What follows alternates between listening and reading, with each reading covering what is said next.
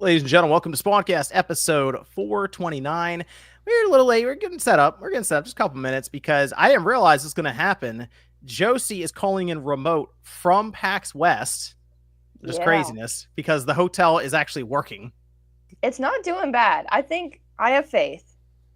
I've never had faith in hotel internet ever. When I went to the beach, the hotel internet was like 1 or 2 up, and that was it. It was the worst experience ever. So I can't believe you on video chat right now is like mind blowing to me that it works at a hotel. The hotel usually has good. The hotels I go to usually have good internet. I feel like I've never to a Motel 6 at the no. Oh no! I showed you. No, we were on the beach. We were on the boardwalk. I went when I was in Hawaii. I was streaming from the Game Awards that year in 2019, and the hotel internet was fantastic. You were streaming from the hotel? Yeah, my brother was snoring in the background. It was great. You can go back and watch it. That's crazy. It was fantastic. It was so much fun. I've never had. Other people in the chat are like, yeah, never had good experience in a hotel. I never have. At least here on the East Coast. I don't know. Yeah, maybe it's different. I've had great internet at most of the hotels that I go to, but yeah, I can understand that. And it must be nice, I guess, over on the West Coast in Seattle or wherever PAX West is. Yeah, it's in Seattle. It's.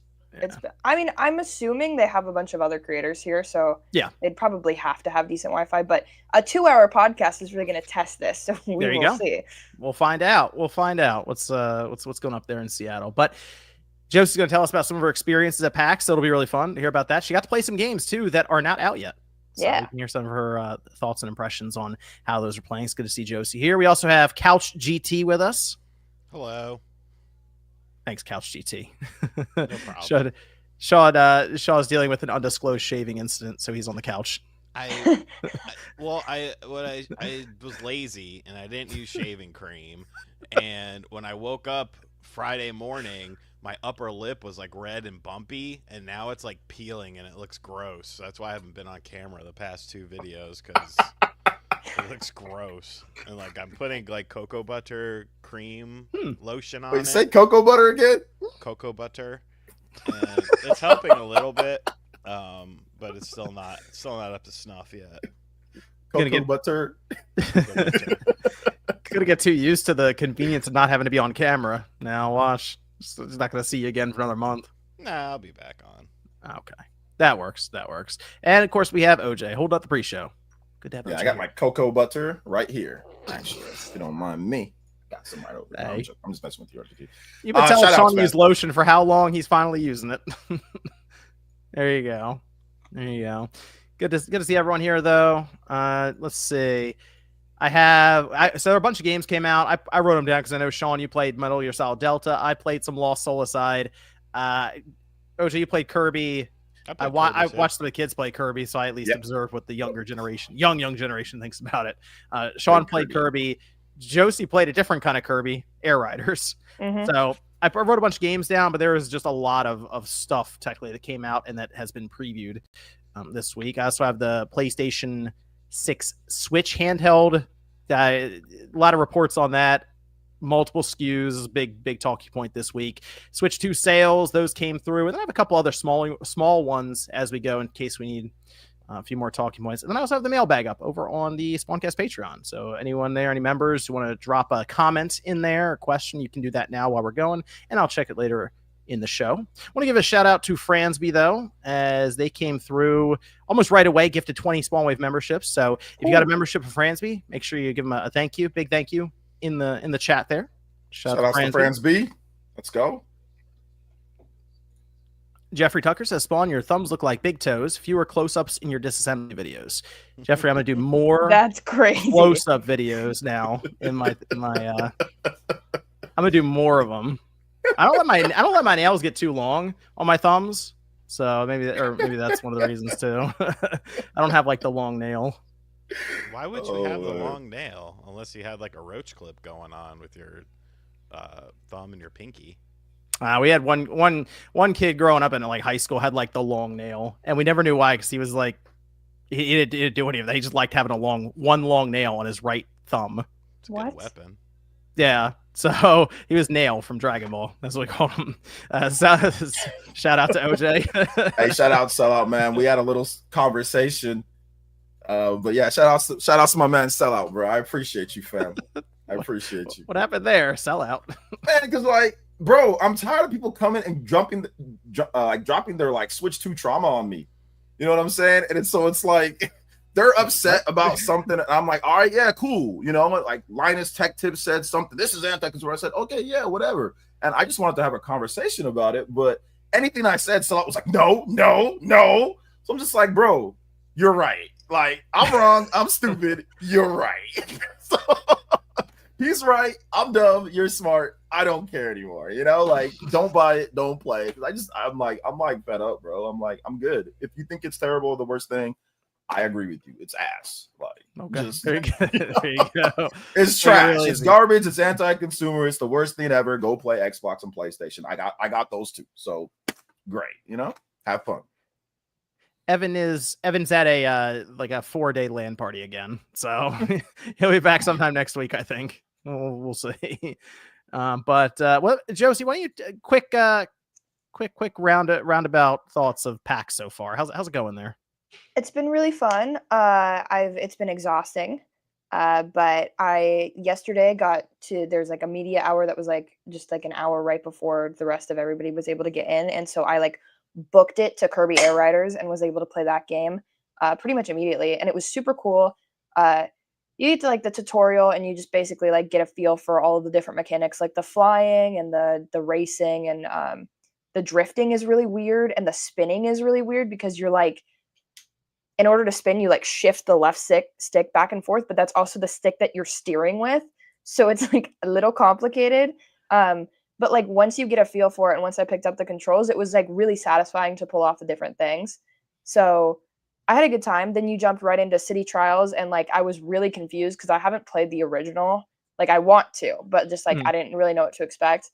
But it was fun. I fought this boss battle thingy, cloud bad guy, which in that thing, and then like you want to collect as many power-ups as you can, and then depending on your vehicle, you pick whatever game, like next mini game, and I just got this like rumble one where you just like go and you destroy as many enemies as you can. It was really fun to pull that off, and the gameplay was really nice. I won on my little group of people, which was huge. I didn't really know what I was doing, but that was fun. Was that docked or handheld? It was docked. It ran really well. It's really optimized, I think, for the Switch too. It was like nothing was really dropping, and there's chaos like all around you. So it was cool to see that. And then I jumped right over into the Silk Song demo, like right after that for Hollow Knight, and that was awesome. I haven't played much of the original Hollow Knight. I've like messed around with some of the movement mechanics, but it plays really smoothly. It's really cool. It just seems like more of like Hollow Knight. So I get why people are excited, because if you like that, then it's just. I was curious, is that one that they make you do that on handheld mode? Yes, they did. Yeah. And they only had 4 stations, and they were only letting people get over to it at the top of the hour. Luckily, it was exactly 10 when I got in line, and I was at the front. And this girl just came over, and she was like, "Do you want to play Silk Song?" and just handed me a ticket. And I was like, "Yes, I do. Great." So that game is running it. Go, Josie. Oh, sorry. I was standing there right with the IGN guy. Like it was me, and then this, I think his name is Seth from IGN. They had like this crazy camera set up right there, and he was yapping, and all of my B-roll is just like his voice through the whole thing, but it was cool. That Silk Song runs 120 frames on the Switch 2 in handheld mode. It was gorgeous. Like it ran so well. Okay. And it looks really good. The art style was awesome. I think I'm definitely gonna play it. I never played Hollow Knight like really, so I'll probably jump into Silk Song, and if I like it enough, go back to the original. Then I jumped over to Borderlands 4, which I thought like with that graphical style, maybe it would run decent because they could, it doesn't have to like look that good. It wasn't great. Like I got into this battle, and there was some drops, and it looks like kind of horrendous on the Switch. That was dock mode too. Yeah. Okay. But I'm also not a Borderlands person, so like I was playing and just like not having the best time. So like, well, it's probably running like 30 frames, or that's what they mentioned. I don't know if it's locked 30 or if they're like it's around 30. So it's kind of. Randy already said that it's 30 with dips. So yeah, he said it himself. So It's 30 with dips. Yeah. Yeah. Yeah, that's it precisely exactly. Like once Yeah. like more enemies got on the screen, like it's still playable for sure. And I think like I made a video or little video about it yesterday, but like basically what I said in there is that like if you have no other option of playing this game, it's fine and will run. But like I saw it playing on the I'll just like a PC afterwards. It was gorgeous and like, you know, it just that's like probably how you should play that type of game. But yeah, and then I jumped into what was the last game? Elden Ring.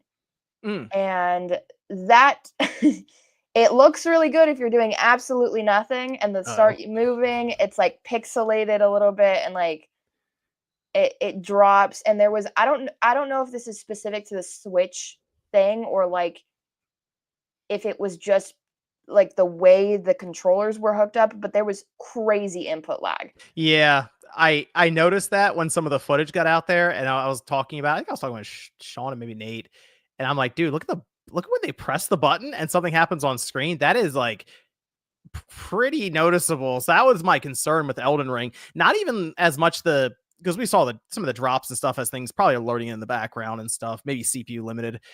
The input, because that's in handheld mode, right? No, You played? it was. Oh, that was in docked mode. docked. Interesting. The footage I saw was handheld mode. I'm like, man, that looks like some I severe heard that input lag. handheld runs better. Apparently, is what people are saying. But I think it's that the handheld mode people were saying it ran worse in handheld but better in docked. I think is what people were saying last week at Gamescom. But I don't know if they have a different build at PAX West. So it's still really unclear as to how this is going. Yeah, I have no the poor Elden Ring guy next to me, like he was like the rep there, and I was like, the input delay is insane here. And he was like, oh yeah, it's just kind of a thing. Like, and he was like really trying to downplay it. And I was like, dude, I can't like dodge this boss at all. Like, I don't know. If you watch, like, I have gameplay of it, and like I try to jump up this wall, and I'm like running into it for a while before Did you hold the controller up and go? We might be able to time it if you did that. The thing about it, Josie, is that Elden Ring already, in my opinion, does not feel super responsive. That's on PS5. You know what I'm saying? Like it already doesn't. And now you got this version of the game, and it's even worse. And it's not even like, you know, obviously we'll see what they do with the final build, but it's still not even as good. So it's given off a bad impression in terms of like already right from the start. But like Elden Ring has never been known for super responsive controls. Totally. But like it was a little bit. And now it's even worse. Yeah. You know, so that's not good. That's definitely not good. It's not ideal. Yeah, I need that's the thing, because you didn't have any real experience with Elden Ring before you playing that one, did you, Josie? No. Yeah, that was that's the thing I'd be curious about. If if you go home and you're like, let me just try out Elden Ring, say on a PS5 or PC, if it would be like that noticeable right then and there, you know? Right. Yeah. Yeah. I don't know, but it was interesting. No, it wouldn't be as bad as what Josie's explaining. No, it wouldn't be like that. It would instantly, she'd be like, oh, this is way better. Was it a Pro Controller or the Joy-Cons? Pro Controller. Okay, no, it's a Pro Controller too. Okay. Yeah, wow. That Elden Ring is going to be that'll be an interesting one. I wonder if that'll end up being like some like massive day one patch and basically just downloading a whole new game just about, because that's all these stories come out of these demos. Not great. Yeah, I mean, I have doubts about that, and we have doubts about Star Wars Outlaws right now too. So those are two games that I would very much wait to let someone else take the plunge on it if we don't have reviews. So it sounded like you were busy, Josie. They're all over the place. Super, yeah. And then today I went and played Mina, and that was awesome. That's actually, I mean, I had a great time. I like the mechanics. They have this like burrowing mechanic, and it's basically like top-down Zelda but platformer. So I had a good time with it. Celia was like, we should have. She was like, it's really interesting to watch you play this because like, you know, I just didn't grow up with like the Game Boy generation of Zelda games. So she was like, you gotta attack this wall. And I was like, why would it be in a fucking wall? And she was like, well, like, but like once you get an eye for it, like you can see it easy and stuff. So it was cool. It was really fun. And the movement was cool. So Medallion says GVG did a video on Outlaws on Switch 2. That's correct. Turns out Ubisoft didn't let them film any of it. And I think there's a reason maybe on that one based on Steve, I think did it based on his impression on it. Not great. And based on what he said, the the area that they played in the demo was enclosed, because in Star Wars Outlaws you have large open world areas, and then you have areas would go into a base, for example, try to infiltrate it, and it's much more closed off, and those areas should run better than the outdoor areas, and the indoor areas were not running well at all. So I have serious concerns about anything that's like somewhat open zone, I guess, for that in that game. So that's out on the 4th. And I don't know, man. I saw people on Twitter. They're saying, "Oh, it was great." They like talk to the developers and stuff, and it's using DLSS, and it's gonna surprise people. That's what I heard. That's what I heard on Twitter. I'd be very concerned about Star Wars Outlaws right now. I don't know if I'd run out and buy a thing on a whim. I would. That's another one I'd let somebody else take the plunge. You don't ever buy. I don't care how good it is. You don't ever buy a Ubisoft game. Like, it'd be the best game in the world. It'll be $25, and like if you wait a couple of weeks or something like that, or a bit, man, you don't ever buy Ubisoft games day one. So I'm gonna need that Sands of Time remake, sir. Okay, well that's different. I'm moving on now. I'm moving on Splinter Cell too. I'm gonna need that too. Okay, so let me rephrase. Prince of Persia, those games I like, so you can buy those. Okay, there we go. So now, because like the Prince of Persia, the 2D game, that one was the Lost Crown. That was incredible. That game's awesome. So yeah. No, when Sean's drunk, he's very loud and animated. So he would be vertically streaming right now if he was drunk. Yeah, we would all know. You would definitely know. I'm going live. It sounds like you had a lot of fun, Josie. You still have tomorrow there? Yeah, tomorrow and Monday. I have 2 days actually. So I've been running some indie games and stuff a little bit too. So I'm gonna keep checking those out. Are you gonna make a video on your whole time? Where you've been vlogging this whole thing? I vlogged yesterday and a little bit today. I think I might just keep doing it because it was kind of fun. I'm really trying to figure out what I'm going to make today's vlog about, because I have all this footage and like I don't really know what happened. I played Mina. I think I'll just talk about that because it was super fun. I did get free Red Bull of all of your stuff. I mean, she was basically Joseph's gonna send over some of the footage. I was just gonna put it up on the channel so you can see some of these games in action as she was describing them. You could probably work all of those into some vlog that you do too. Yeah, definitely. It was, I will say, like the last thing on the Nintendo stuff, like when I was playing their games like Kirby and Silk Song, not their game, but like an indie, they ran incredibly well. It's just like the third parties were struggling. And then I saw people playing Final Fantasy. I didn't get to play that one, but it looked pretty good. And so people were pretty happy with it from what I heard, but I'm not really sure. You haven't played Final Fantasy 7 yet, have you? I bought it. I played the first part of it slightly, and then I stopped. So you think you might come around on the Switch 2 version? You need to. Do it. Do it. No, I'm joking. Final Fantasy, from what I've seen, because there are full videos of it playing. It's just the first area. But it looks and runs really good. Still not ideal because you'd like to get that 60. The original game, though, I played it at 30 on my PS4 Pro when it came out, and it played fine. It played great on there. But yeah, it would have been great if it was at 60. But from how it looks, it's the integrated version. So it's the PS5 version, like the lighting and some of that. So it looks a bit better than the PS4 version or the PS4 Pro version of the game. So yeah, I think that one's gonna be a solid port. I think that one's gonna be probably the best out of the big AAA third-party ports that are at PAX or that that we'll see this year at the end of the year for the Switch 2, just because it's also not an open world. I mean, Borderlands 4, that's open world game. It's probably like CPU dependent game. Final Fantasy is not that. It is not open world by any stretch of the imagination. Rebirth is, but Final Fantasy 7 Remake integrates. Some people get confused on the two games. The original one is more enclosed. It's more corridors. So I think that was one of the reasons why it's just running a lot better, looking a lot better, and running better than some of these other games out there. Yeah, I figured that might align a bit better with your channel, and you can just make it a video on its own there. Like Final Fantasy 7. So yeah, I'll see what I can. The problem is if you get to the end of 7, you'll want to play Rebirth because of the story. Or you might not. You might just want to watch a video. But the thing is, like, Josie doesn't have the memory as much as we would with Final Fantasy VII, the original one. So, Oh man. the- I'll say this: it's hard for me to sit there like, and I'm probably the biggest Final Fantasy fan here, right? I don't think you guys like the Final Fantasy as much as me. Anyway, probably, I'd say probably doesn't matter. Either way, the story is just so. I don't agree with the direction. Like, I don't agree with that the direction of what they did. So it's hard for me. When people say, "Should I play?" I'm like, maybe.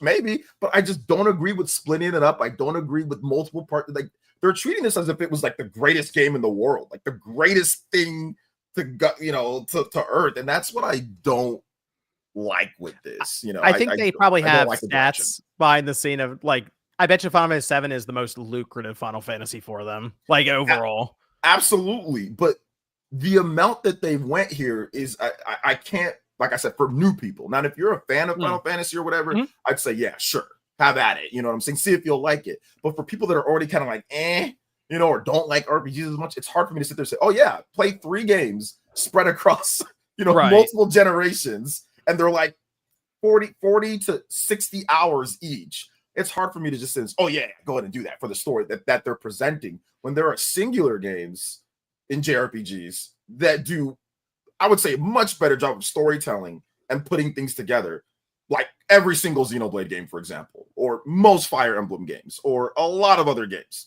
even not just RPGs. So that'd be the only thing that I would say, that it's hard for me to recommend it to people like that because of how fragmented and weird it is and what they did with that. So that's the only thing that I would say, Josie, is I'm not sure, based off of how I watched Josie's shot, I'm not sure if that would be a good recommendation because of how they do things. Like, you got to play 3 games to get the whole story. And it's not even like, they purposefully leave cliffhangers at the end. It's not even like it wraps up, like, that's the problem with it. But I bitched about this enough. If I ever get like a fuck ton of time and become a full-time YouTuber, I will start playing those games. But well, FF7 is probably less than 30 hours. Like, I think Donkey Kong took longer for me to beat than FF7 did. Yeah, but then if you want the real you got to play Intergrade. Oh, yeah. Don't forget Intergrade. You got to put the Intergrade content.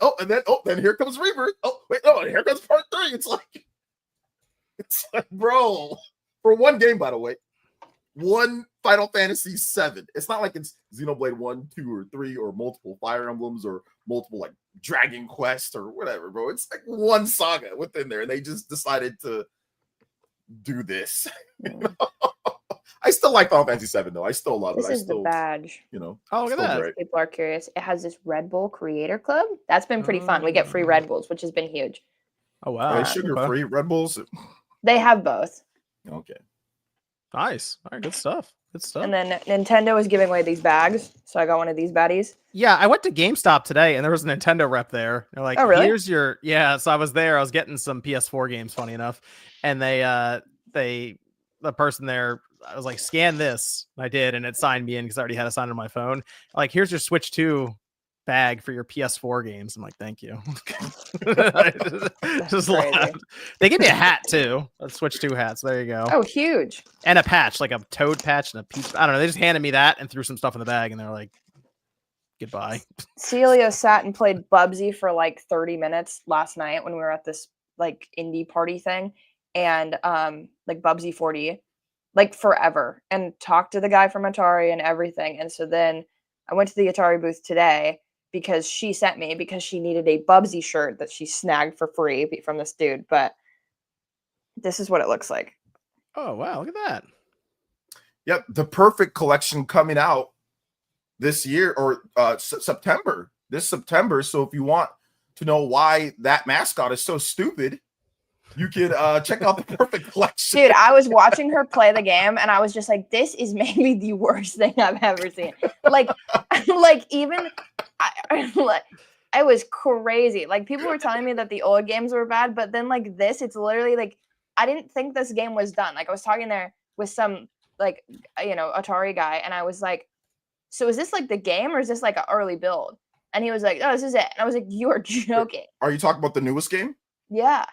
Okay, yeah. That one's made by Febreze. He's a cool guy. I think the game is gonna play. I think it's gonna be much better than the previous games. It looks like you can control it well and stuff, but it's Yeah. very, very empty. Like you're just jumping from polygon to polygon to polygon, and that's it.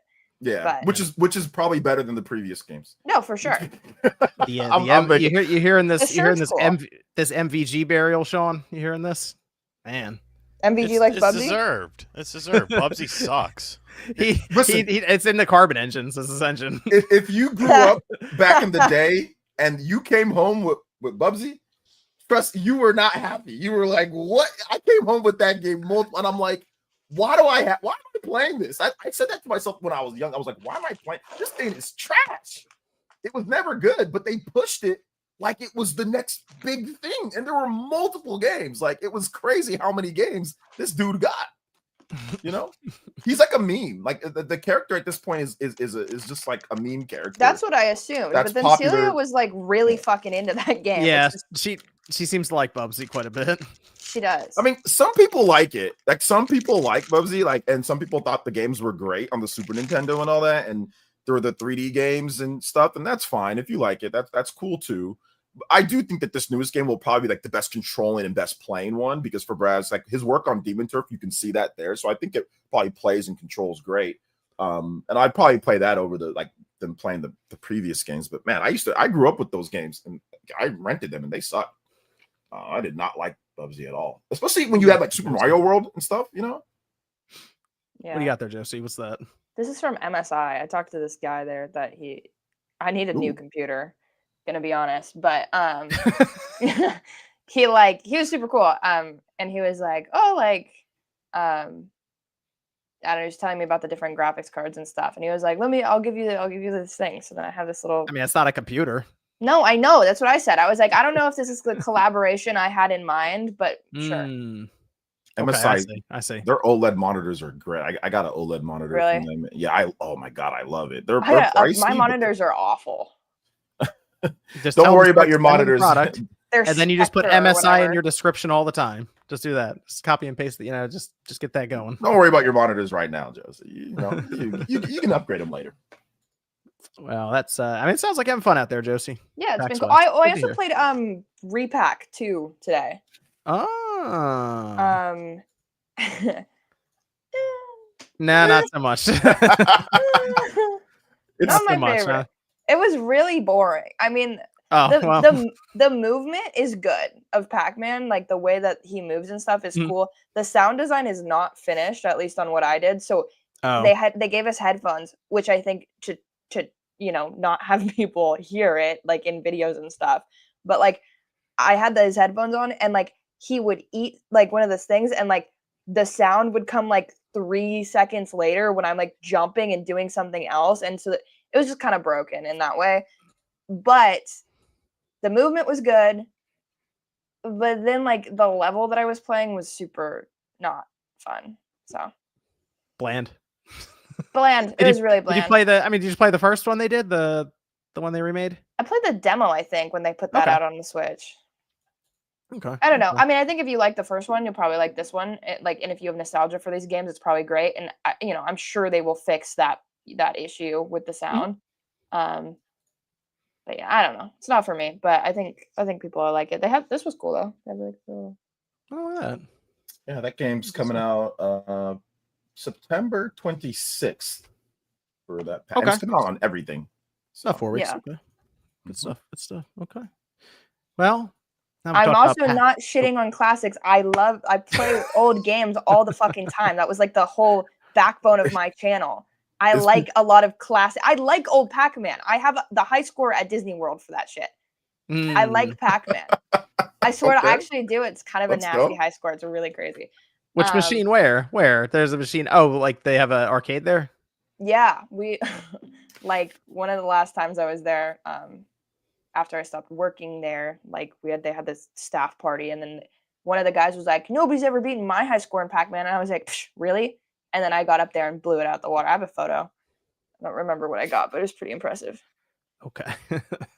I think I posted it on my YouTube actually a while ago. Well, that's PAX West. Josie will look around some more tomorrow and report back. But hopefully I have some footage. know. You guys can check out some of the gameplay that she did and stuff. It'll be fun. Yeah. It'll be fun. Good stuff. I do want to go over to Sean because he had one of his favorite games ever made remade.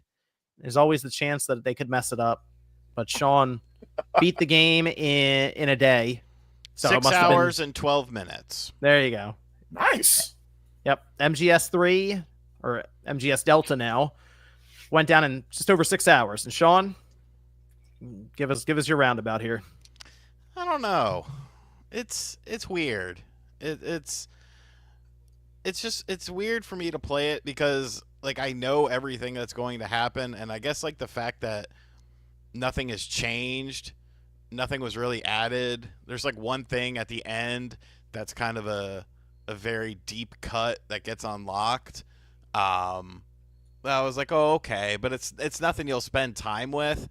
Like, I don't know. I almost feel like they should have like added maybe like an arranged mode or something where like items are in different places and stuff like that. I think the core of it is still great. The story is still great. The new gameplay is interesting. It does make the base game a little bit easier, I feel. I did just play on normal difficulty, but it still felt like pretty easy. The only real problem I had was with Volgan because I kind of forgot how that boss fight went initially. The graphics are nice. I don't love some of the new character kind of faces and stuff like that. And I like some of the quality of life improvements, like having the radio and the camo system and the cure system on the D-pad. That's very handy because in the original game you had to go into a menu. But I don't. Oh, they also they re-recorded Snake Eater. Yes. I didn't like that. I didn't like that because I'm like singing along and I'm like, why isn't she hitting the high notes like she used to? And I was like, it's re-recorded. Ugh. You know, and then of course there's the elephant in the room with the performance issues. And I mean, there are performance issues. Like I played it on the Series X. Obviously Digital Foundry did all their coverage on the PlayStation. So I was like, well, let me see how it is on Series X. And it seems like there's two instances where it happens more often than not. When there is water involved, it could just be rain. It could just be a body of water, especially compounded when there's both of those things at the same time. So that's kind of a bit of a thing. And then when, you know, if there's like explosions or a bunch of people like that, some of that ending stuff, like it gets pretty rough if you know the ending of the game. And I know a lot of people are going to say, well, you know, what about Gears of War? You know, Gears of War Reloaded just came out. People seem to like that. Why wouldn't you like this if this is your favorite game? I would say the difference is Gears of War is a $40 game, whereas Metal Gear Solid Delta is a $70 game. And you could argue like they did more work on Delta. And I mean, you're not wrong in terms of changing the graphics and adding in the new gameplay, quote unquote, style to it.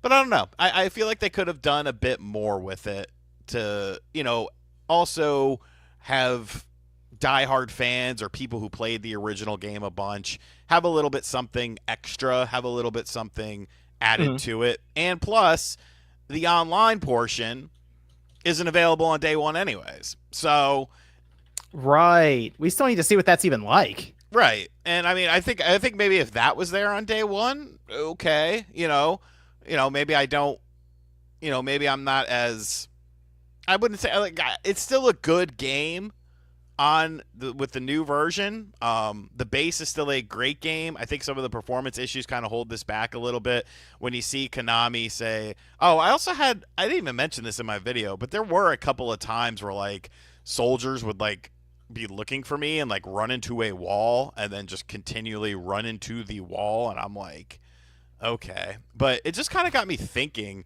about, you know, how with modern games, like, okay, so look at Delta and then look at the original Metal Gear Solid 3. We know that Delta has more issues that Konami is working on and stuff like that.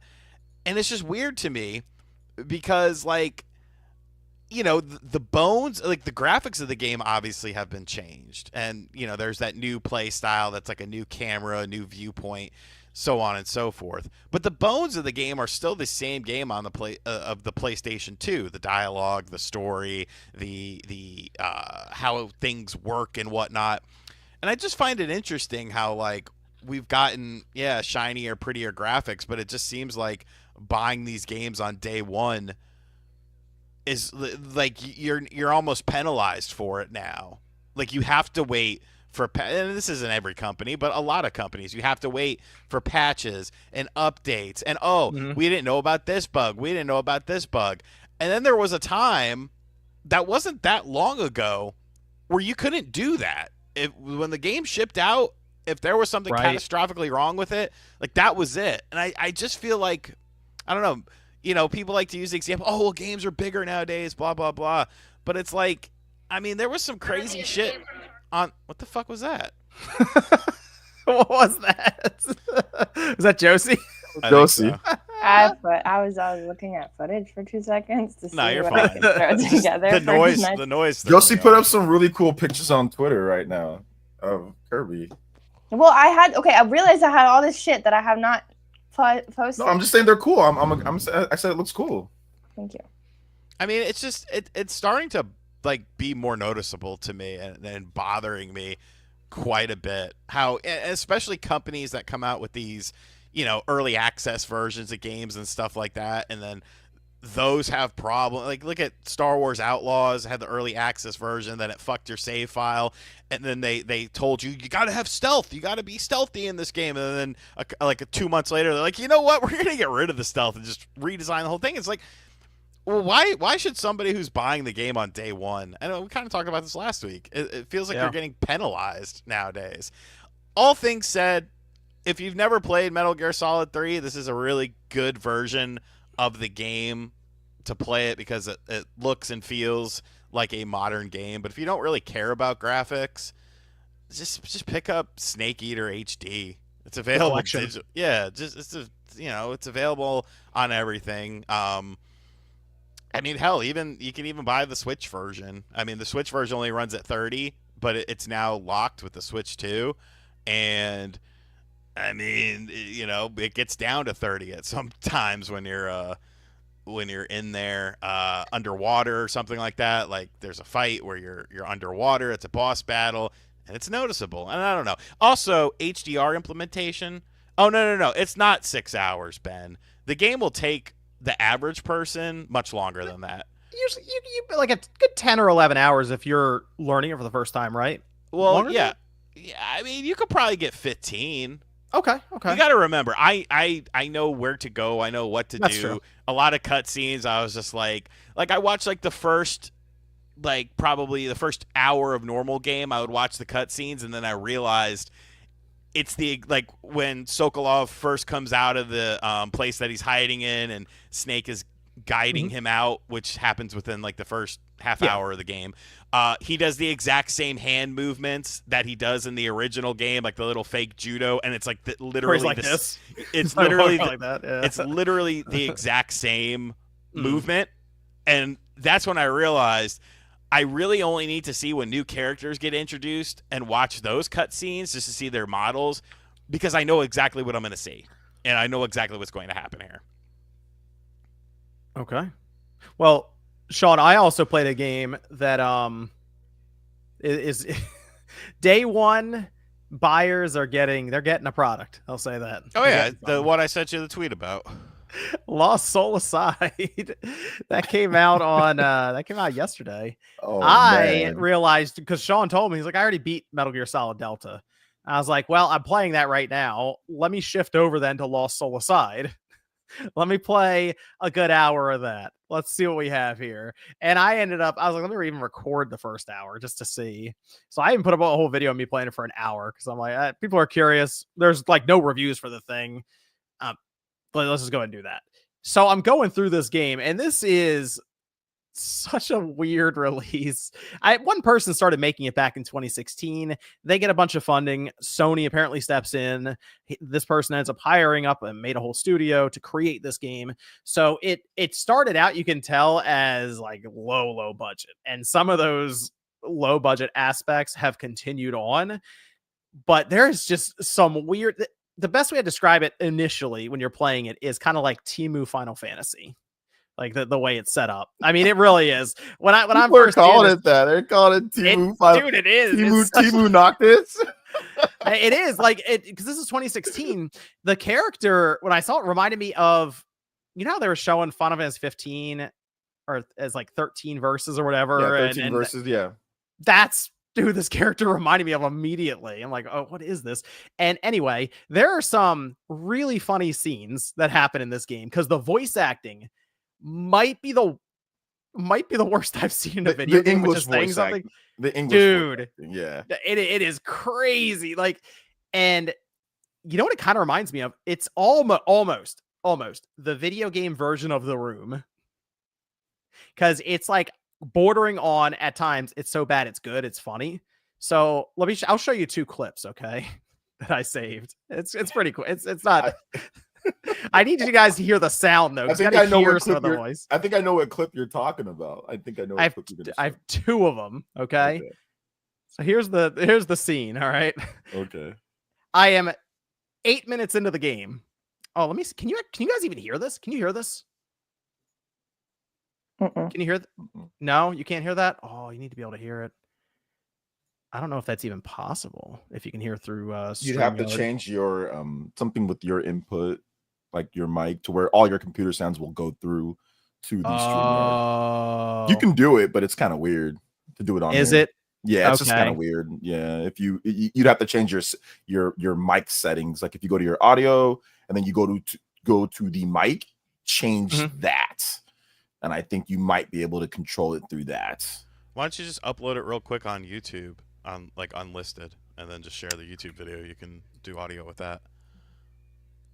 Oh, that's a good idea. Yeah, that'll work, right? I can do that. Yeah. Well, while you do that, guys, I'll talk about this because this game, 10 years for this game, and like you said, Sony stepped in and took care of it. But people were really hyping this up, like it was going to be like the next Devil May Cry RPG, Final Fantasy type of thing, and it's the combat is good. It's not bad at combat, but the enemies kind of just do nothing. Sometimes they just kind of just stand around. Some enemies are aggressive and good, but other enemies are just kind of like, yo, I'm here for the show. Like, wait, show me what you got, Yeah, so the combat actually isn't terrible, but it's not anything innovative or new, but it's kind of like a slightly slower Devil May Cry is how I'm kind of picturing it. It's kind of how I see it too. Uploading. Boom. Okay. All right. It is up. Let me see if this will work. I hope you have the clip of him falling, right? You have that clip? I have the one of him falling. Yes. Okay. I have that one. But I have another one that, dude, I'm telling you, man, it was like it might have been 8 minutes in, and it was the craziest out of left field thing that happened it's like in the beginning of the game.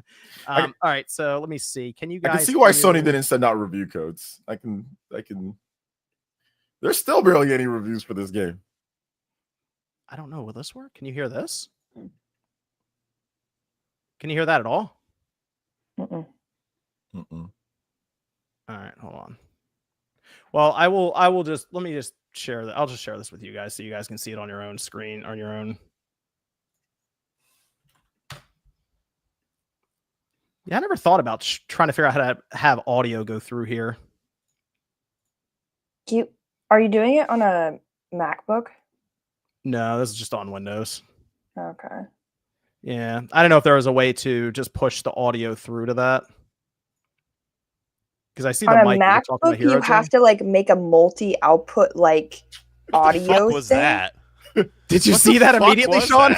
Yeah. Here, let me see if this works. I think if I put the audio OJ, you said do the audio. My mic is my speaker, is what you're saying. Yeah. If you can run it through to where your mic is your speaker, it might be able to go through it. Because there was one time when I think I was playing a game and like you guys could somehow hear the audio, and I was like, "What the hell?" So I won't be able to say anything, I guess, when I do this, right? Because I'll be setting it as speaker. That's a shame. Let me see. the voice acting like for the fall. It's so bad, dude. It's crazy. If we can't get it working, it sounds something like that. I like the little kid getting kicked. That's what I thought. I thought you'd like that. That dude, that was 8 minutes in. I'm just running down the. I didn't say happens. this. Somebody else said this, but somebody said Young Ye has competition. I didn't say it. What's up? Why is he getting so many voice acting gigs? Let's call a spade here. No, I'm just saying. Somebody said Young Ye got competition now. It wasn't me though. Somebody else said it, so I ain't gonna. It wasn't my joke. Somebody else said it. I'm gonna say who it was, so people don't think I'm lying. I'm gonna tell you who it said. It was Brian Jedi. He said it. Brian Jedi said it on my page. Said Young Ye has some competition. That's what he said. There you go. Can you hear that? Mhm. Yeah. You can hear that? Okay, so what I did was I shared a video file to StreamYard. It then took the video file and I guess does a quick upload of it because it's only like 50 megabytes. And now it's showing it. So that's kind of how I got around it. Anyway, this is the scene is I just started the game. This character just got off the boat to start 8 minutes in, and I'm walking to the destination that's right here. Okay. Right on time. The Imperial soldiers. Little shadow. That is literally what happened. Like no setup, nothing. You know, the funny thing, the voice actor for that kid was like, "Well, that was me." On Twitter, she was like, "Yeah, that was me. Glad you guys liked it." But you hear the person in the background say they're bullying, I think, little Timmy or little Johnny, and then it cuts to that. You can hear him. The Imperial soldiers. Little shadow. Little shadow. Fuck little shadow. You got Spartan kicked, man. That's the craziest. And then, okay, so this is the other part. This is part of the voice acting. So picture hilarious. this voice acting, but constantly. The scene is he just saved this girl, okay, from falling. He threw her up there, but he is stuck down. Very emotional scene.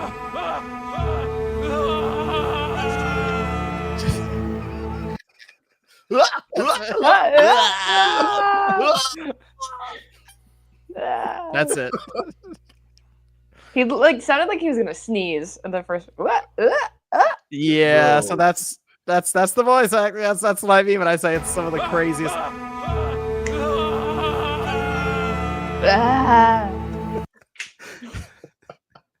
That's Yeah. It's like it's so bad it's good. It's like That's what I mean. Maybe they wanted to get memed. Like now they're gonna go viral, which could be big. But like the Japanese or like the like some of the Asian language voice acting's good. It's not bad. Maybe they just wanted to go viral. On the... They just want to go viral in the US. Like that's In the the best US. way to do it is because like if you can't understand the language, then you can't go viral. You know what I'm saying? So the character models look very out of place because the faces don't really animate. Kind of reminds me of Star Ocean when that came out a couple of years ago, and the characters look like dolls almost. That's very similar to what you see here, but then pair that voice acting with it, and it's like it really throws everything off. But when you're playing the game, it plays like a competent, like okay game, average game. Like it's not standing out or doing anything crazy. The only thing that I think looks really interesting are some of the effects for your character when they're fighting, because they call their group Glimmer, and when your character is hitting stuff, because you get a power, it's like the floating dragon that's on the cover of the game. You get that character in like 45 minutes something. It's very early on, and that has a really cool effect of like it looks almost like snowflakes and blue like glitter coming out as you're destroying these enemies. So like those effects in fights look good. The fighting is fine. You have a parry that's paired with your block. So if you hit your block at the right time, you'll parry. You have a dodge, same deal. You dodge at the right time, you'll slow down time.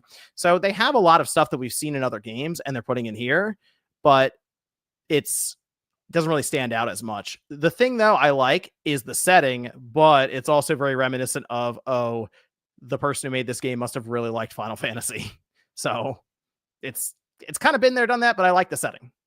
So I don't know how long the game is.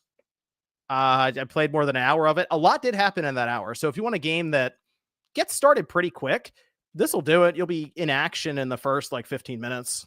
So it's not bad there, but man, some of the stuff those two clips came from the first 30 minutes of the game. I could only imagine what else I'm about to see in the next, probably, I'm going to assume it's like a 7 or 8 hour game, maybe 9 hours.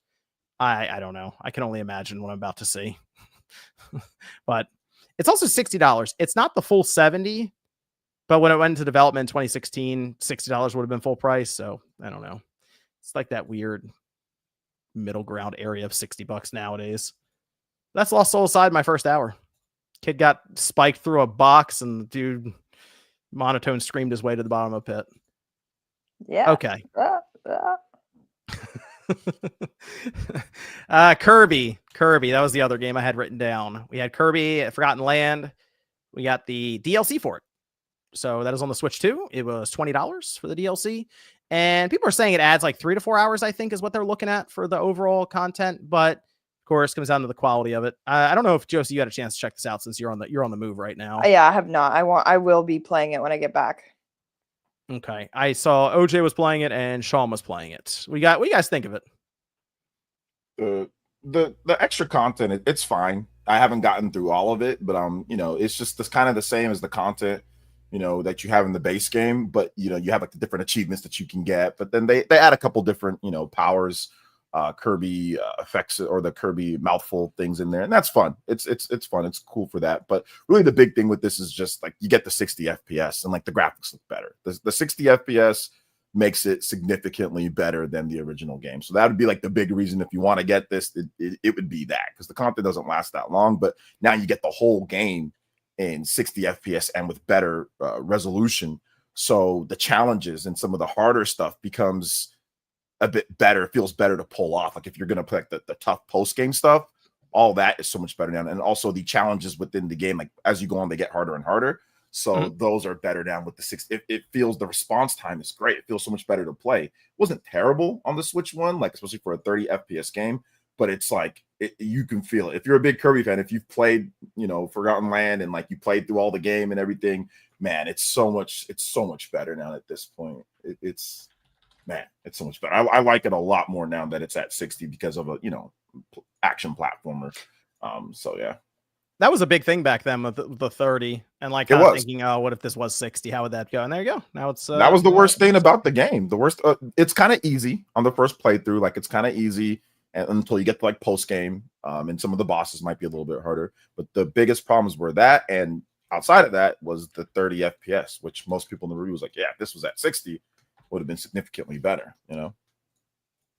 How you feeling over there, Sean? How you feeling about it? Yeah, it's cool. I liked it. The base game was enjoyable when I played it back in, I guess, 2022. So It was nice to have some additional stuff in there. It does feel better for sure. Graphics a little sharper. You don't have as much of the weird kind of thing that was also in Arceus, where enemies in the background are like 5 frames a second. Like like a slideshow. You don't really have that as much. I did notice it a little bit with one of the enemies, but for the most part, no, that's been pretty much ironed out. If you own the game and you liked it a lot and you want more from it, like $20, it's not bad for the DLC. The $80 thing, buy the game on eBay. You can probably find it for like 40 maybe for used copy. Then you buy the DLC, and now you're at 60. So that's the way to go. I agree. At 80, I think a little much at 80. I would say, yeah, just do what Sean just said. Get the game Facebook Marketplace, get it for 35 to 40, and then just do the $20 upgrade. But if you already have it, then yeah, it's a no-brainer if you already have the game. But if you don't, like getting the Switch 2 edition at 80, I don't know about that. So yeah, get it used and then just get the upgrade. Yeah, kids were getting a kick out of it. They were already rolling through it, doing like the co-op stuff. So one could be Waddle Dee and the other one could be Kirby.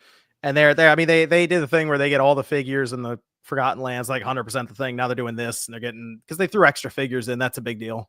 All the figures, made sure it was, everyone knew they were getting them. So they're getting a kick out of it, though. It still has that situation of, it's not a difficult game. So you can have all ages playing it. But Kirby's popular in this household. So I think they have almost completed it, but then they want to get all the extra contents. They're still playing it. They want to try to get it done before they go back to school next week, and they don't get their Switches as much. So they like it. Kirby's still rolling. So it just seems all right. Seems all right. Let's see. Go over to some of the super chats before we talk about the Sony handheld. This is from, there we go.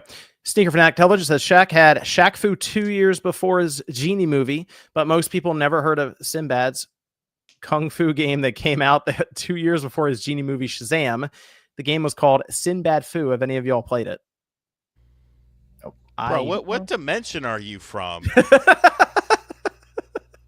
I've never heard of that. This does not exist. There is no Sinbad Genie movie. There is no Sinbad Fu, and I like Shaq Fu. I think it's is this the Mandela effect, Sean? No, Nelson Mandela doesn't want nothing to do with this nonsense. Just the Mandela effect where people remember things that didn't happen. Yeah, I had one guy in my stream tell me that when Nintendo picked up Bayonetta, they made it like a game rated for like 8-year-olds or like 8+.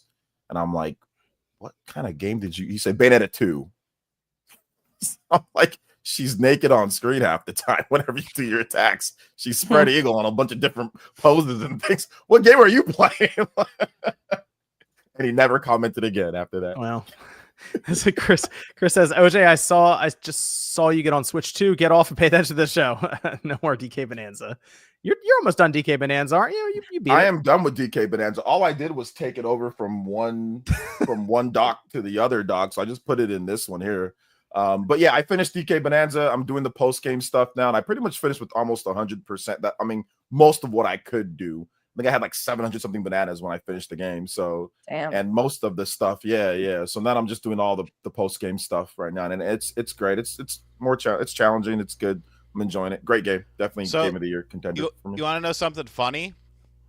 Uh-huh. My favorite streamer just finished Bonanza, and he somehow knew all these strats. He not to say that the last boss battle or the lead up to the last boss battle is super difficult, but I died a couple of times. Figuring out what you need to do. This man was doing pro gamer strats, ostriching around complete areas, knew exactly where to land, and knew exactly how to beat that final boss. You're calling shenanigans on. I'm calling a guide. A guide was used. He looked at a guide. Who was this? I just don't really like this game. It's not a very good game. It's the same thing over and over again.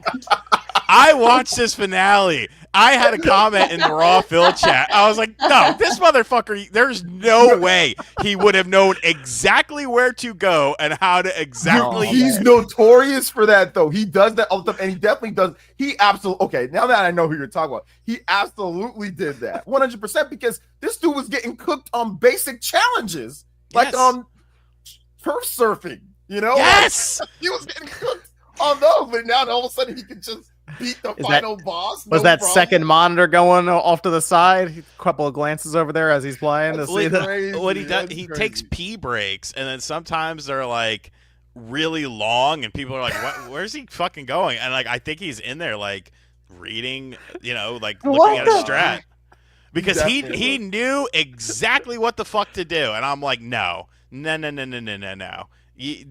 Maybe you got lucky on the final boss battle, but the lead up to that boss battle, no, there's shenanigans going on there. You're skipping full areas and stuff. Like, no, when you're getting cooked on turf surfing in the first or second level, and then you consistently get cooked throughout the whole game. He was getting cooked in lots of places. No, man, it was amazing.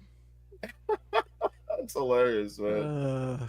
That's He didn't want to get clipped. That's why he didn't want it, because people were clipping him getting bodied. Like, so he's like, I ain't letting these people clip me now, bro. Skip that. Agent Redbeard says Road Rash is who's a fan and wants a new one. And they said go Pack Go and suck at Cowboys. Well, Cowboys will be Cowboys fan. They'll be in the tank for a little bit. They're calling them hotlines right now, bro.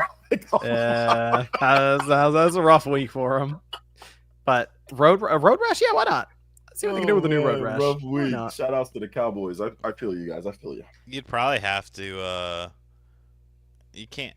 Can you do a full game $70 Road Rash? Oh, that'd be tough. Yeah, that's true. They'd probably have to do like a smaller $30 or $40, like how we got Cruise and Blast, kind of. Something like that level maybe with Road Rash, because I feel like Road Rash, if it looked too realistic, it would kind of lose some of that charm to it. Although I'm also thinking back to like the Sega Genesis days and stuff. So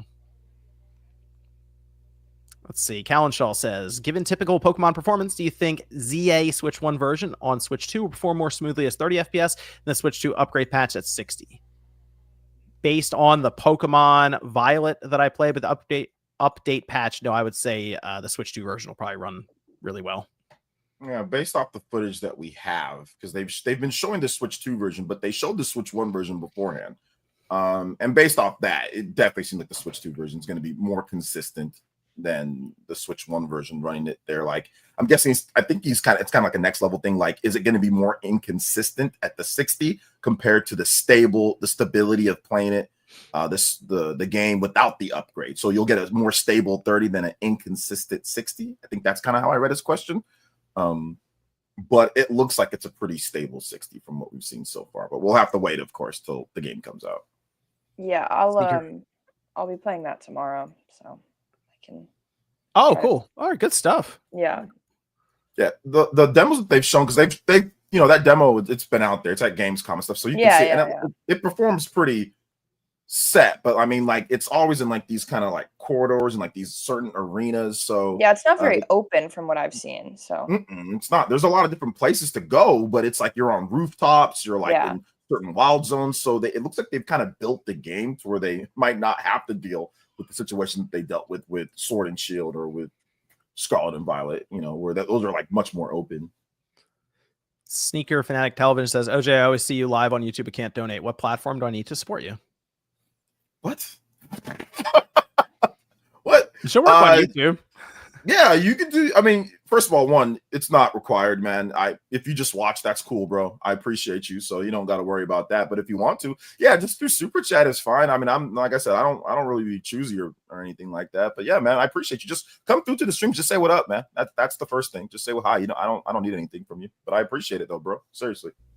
How many sneakers do you have to be a fanatic? Like, how many pairs are we talking here? Are you a sneaker reseller as well? That's a very interesting subculture, I find. I'm glad I never got addicted to sneaker stuff. Yeah, that stuff seems pretty bad. DPX Solo says, anyone else notice that 2026 is shaping up to be a stacked year for new releases, even aside from just GTA 6? Yeah, I think 2026 will end up being pretty good. I think so. But GTA 6 is the one that everyone's going to circle anyway in the calendar, so. Jorge says, how different is the curation of dev kits between Switch 2 and other consoles? Do Nintendo or Sony and Microsoft just let everyone get a dev kit upon launch? Well, honestly, the people who'd be able to tell you can't tell you because they're under NDA. So that's the tough part. It's even looking back in history, with the Switch 1, it was least cheap, but it still was a rollout. So a lot of the indie games that I've talked to here at PAX, like I'll ask them if it's planned to come to the Switch 2, and they'll be like, well, we have a Switch 1 version and we're trying to get a dev kit for Switch 2. So a lot of them have not been, able to get any sort of access to it yet, at least. Yeah. That doesn't answer your question at all, but that's just what I. And then once they get it, they have to sign away that they're not going to tell people that they got it. Yeah. So, yeah, that's the thing. It's tough. It's tough to get real good information on this outside of people telling you they don't have a dev kit yet, because they can't then just start showing you that. Yeah. So hopefully the rollout continues and we start getting some of these Switch 2 logos in all these games. Support Sicilian Gamer says, John, can we have a segment where you just review the schedule? Also, a segment called Spawn Wave Tries It, where fans pay you to gorge fast food. Gosh, gorge fast food. That would not last long. Ugh. That would not last long. Review the schedule, though. He's making fun of the guy that Sean always makes fun of. Because this guy just spends time just going over the schedule. The level during the level 1 podcast. It's the most boring. It's the most boring. What like his schedule? What he played, the day before, how much money he made, how much money until the next tries. Wait, John, segment. You should do that. That'd be so funny. I uploaded this video and I made this amount of money off of it. Oh gosh. John's like, I ain't doing that. Yeah. Hell no. Talk about that is a crazy Sam gonna be segment. after me, Uncle Sam. I got my kids, wife. Nah, we ain't doing that over here. So the podcast is him just explaining what he's going to be doing. Yes, over the next week. Oh, yes, okay. or sometimes if he skips the podcast, it's just a 30-minute chill session before he starts playing the game, and it's the exact same thing. It's literally the exact same thing, just slightly condensed. And it's chill like, with Phil. Yeah, chill with Phil. Oh, that's clever. I like it. Yeah, I like it. The thumbnail was great, bro. The thumbnail was so great. I like it. Adam Carson says, fun fact, I prefer Dragon Quest over Final Fantasy. Love both, but they seriously need to give it a rest with FF7.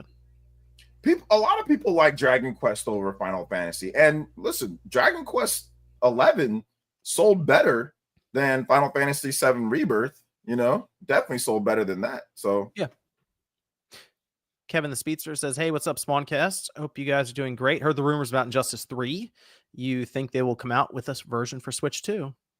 With over with WB and NetherRealm? Yeah, probably. I mean, they did a Switch 1 version of Mortal Kombat 1, so I assume so. Love those games. It's been people thought we were gonna see Injustice 3, and then they show up in Mortal Kombat again because it's like kind of go back and forth. You feel like, and they haven't. It seems like the next thing they should do is Injustice, but who's to say at this point? I mean, really, what they need to remake Shaolin Monks if they're gonna do anything with Mortal Kombat again right now. But yeah, I feel like they are due for Injustice, right? And the DCU whatever is recycling now, so it makes sense why they would want to get some video game stuff going with it too. I wish we could get another Mortal Kombat versus DC. I really like that game. I know it doesn't have the cool controversial fatality back then, yeah, because it was T-rated. It didn't have all the over-the-top fatalities, but I thought what was there was still really good.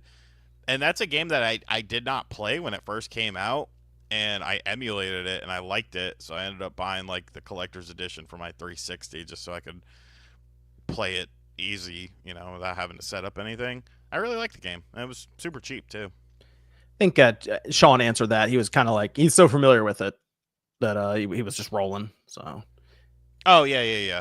I'm fucking around with the with the vanilla version on the Switch 2 right now, actually. Adam says, with 75% of Cyberpunk 2077 being physical, do you think that will send a message to third-party developers to put the full game on the cartridges? No. Oh. I'd like to think it eventually gets through, but I think I got to get the cartridge prices figured out, or the cost. Spyro Jones says, can't believe we got Bubsy 40 before Spyro 4. Also, I have been enjoying Chibi Robo for the first time. Ribbit. It is a weird game. It's an interesting game. The first game was good. The GameCube one I liked. Mm-hmm. Everything kind of after that. What was that? Zip. Oh gosh, I remember the 3D. Yeah. No, thank you. Steven says, with Prime 4 coming up so close, hopefully, do y'all think Prime 2 and 3 are coming later or shadow drop prior to 4's release?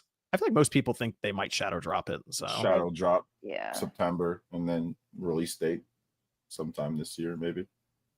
Truly Epic says, Spawn looks like Matt Murdock without glasses. I'll take that. That's good. Yeah. Claire Obscure says, a video game that is still having me at a loss of words, and the fact that it only cost under $30 million to make. Truly a historical video game, putting other AAA studios to shame. Claire Obscure is very good. Superman Oh Man says, MGS3 Delta will be a Christmas 2026 game for me when they fix it. Yeah. Thanks. Yeah, and they'll have the online and stuff. So yeah. You know, I mean, it's not bad. It's just I don't It'll be more complete. It'll be more complete then. They could have done more. Pyro says purposely refraining from sending review codes in order to maximize profits when shipping an incomplete product should be illegal. How's this possible? Well, the Lost Soul Aside thing was a weird situation, but yeah, I don't. It also makes you wonder how valuable is that physical disc when the game. Apparently, the version that's on there is just scrapped almost. Apparently, it's just junk. So, Creason Bomb says it's funny talking about Final Fantasy 7 Remake and Metal Gear Delta. One changed so much, one left it pretty much faithful. What would have been the happy middle for the fan bases, OJ and Couch GT? Well, I think kind of what I was alluding to. I think the problem comes down to you're charging $70 for the exact same game that's on the PS2, just with, you know, some quality of life improvements and shinier graphics. Are the graphics better? I mean, on a technical level, yes, but you know, there was a certain charm to Metal Gear 3 on the PS2, and you know the way the character models are. You know, I think you could do something like, you know, like a kind of the arranged mode where items are in different places. So, you know, maybe boss battles. I mean, you know, you could have some of them happen in a different sequence to kind of spice things up. I don't know. I think that there's room for all types of things. You know, the HD versions of a game, the games that take the base game and make it pretty with a new engine, and then the full-on remake game. But I think they kind of need to be priced accordingly, and offer something. If you're shooting for that full retail price of $70, offer something extra for the connoisseur of the game, because that's probably the people that are going to buy it on day one. Like, oh fuck, I loved Metal Gear 3, I'm going to play it again. And it's like, oh yeah, I remember all of this and everything's exactly the same. Like, you know, you had all the people get together and stuff. You couldn't record some new voice lines, have a little side thing in there or something like that. I don't know. Okay. I did want to move over to the PlayStation handheld stuff that was being reported this past week. And mostly we had information before, and then we got a bit more information because originally it might be dockable, or we're not sure. It might have video out. Now it appears, based on some new information coming from Moore's Law is Dead, not only is there a dockable handheld, as they're saying now, very, very similar, almost exactly the same as the Switch right now, the Switch 2. Sony apparently has plans in the works for a cheaper PS6 that will be using that chipset from the handheld. So their version of the Xbox Series S. And what's being outlined right now are 3 SKUs total that they would come to the table with for next generation. And get this, the current timetable for the PS6 as being outlined once again, mid 2027 manufacturing for potential holiday 2027 release. And the handheld that's being described it's pretty capable. Like there is some confusion around the amount of RAM it would have. I don't think Moore's Law is Dead, the person there, actually knows exactly how much RAM or anything that would be there. So they took some estimated estimates on it for what could be in it. But the idea here is it would be a kind of a portable PS5 with better ray tracing, and when docked would be a bit stronger than the PS5 currently for that handheld, which I like them getting back into the handheld game at this time because they wouldn't be making specific games for it. It would just be across the board. The PS6 handheld, the PS6 Lite would all get the same game. That was Sony's biggest downfall back with the Vita. But this is 2027, huh? People are really concerned about this being a 7-year generation, whereas just a generation ago, people were clamoring for the PS4 and the Xbox One to hurry up and get here. I find this hard to believe, like a lot of the stuff that he said in there. I mean, he exaggerated and made a lot of false information on Switch 2. So yeah, a lot of it's probably just speculation and running off with certain stuff, and that's fine. He's allowed to do that. The only thing that's kind of weird with this is like the pricing stuff that he was saying in the video too, like $300-$400. No, I would expect the handheld to be the same price as the powerful PS6. So there's going to be a strong PS6 system that I think will be 600 because they'll subsidize it. I think the handheld will also be 600. Okay, yeah, that makes sense, but that's not what he was saying in the video 100%. Though. I think if for the pricing, he tried to do a range. I think there's kind of a lack of understanding of the situation with tariffs, inflation, all the, because we're talking about 2 years from now even, but also he kind of talks about the build of materials stuff. There is still a lot that comes down to the configuration of this system and fabrication. There's just a lot of things that go into it that doesn't necessarily mean build of materials equals price. Yeah. Okay. Well, yeah, there you go. Because if you look at the systems that are on the market, like right now, right? You have like the PC handhelds and stuff like that. And to get the performance of anything near even a PS5, which there really isn't. I mean, maybe the Xbox, maybe you know more about this, John, than I do. The Xbox ROG Ally X, maybe that is somewhat close, or it's closer. Yeah, it is closer. Closer. The issue they've run into is memory bandwidth. That's the biggest problem that they're trying to solve right now. So if Sony can kind of solve that with AMD, which they are working directly with AMD for their next generation system, they've worked with them for a long time. They're doing Project Amethyst right now, which is Mark Cerny and AMD engineers working in tandem with the AI upscaling stuff. I think that's the big out is, hey, this thing is going to be like 0.75 times, we'll say. So a little weaker than the PS5, but with the help of all the tricks and AI upscaling and all these other things, frame generation, maybe all these things being baked in, it will appear to be a more powerful system. So there's gonna be a lot of finesse kind of in there. Okay, yeah, which is good, which is definitely would be good. But yeah, getting that for like 300 or 400 just doesn't seem likely at all. Like you said, like $600. No, I'd be shocked if they got that. Yeah, I'd be shocked. I mean, listen, if they can even get it at 600, which that's probably still too expensive for most people, but if they can get it at 600, I'd be surprised and impressed if they could get that even at 600, because the reason I think they can get it to 600, OJ, is because I think they subsidize it heavily, since if they sell you the handheld, it's just going to be digital. There's no physical media for that thing. So if you buy it from them and you're only buying digital, Sony's done a lot of work in the last, I mean, at this point, decade almost, to make it so you have to buy from them at their store. You don't go to a retailer and buy the game digitally. So I think they can justify it as, we'll take somewhat of a loss on this because you're going to show up at our store and you're going to buy this stuff. That's because like right now, like the PS5, what is it? It's 500 and it's like 550. Starts at 500 for the digital and 550. Yeah, starts. Yeah, so I mean, and then you're building a portable system, which obviously is going to cost a bit more in terms. So yeah, like I said, that's why even with what you just said, I'd be impressed if they were able to get it at that price, considering how powerful it could be. But of course, all the little tricks and finessing, like you're saying, could help with that. But yeah, I definitely pick it up. That's my number one thing. Like if it's an actual real portable system, I would pick it up, because I don't like PC handhelds. I actually hate PC handhelds at this point. I've tried them and I don't like them at all. So Steam Deck's okay, but it's just, it's not my thing. I think the device that Sony's going to make, OJ, is going to be more what you're looking for, because I don't even think it's going to have detachable controllers. I think it's going to look like just a one-piece device, and I think they're going to look into it being, I don't want to say slim, but slimmer than what we've seen with as long as it's not a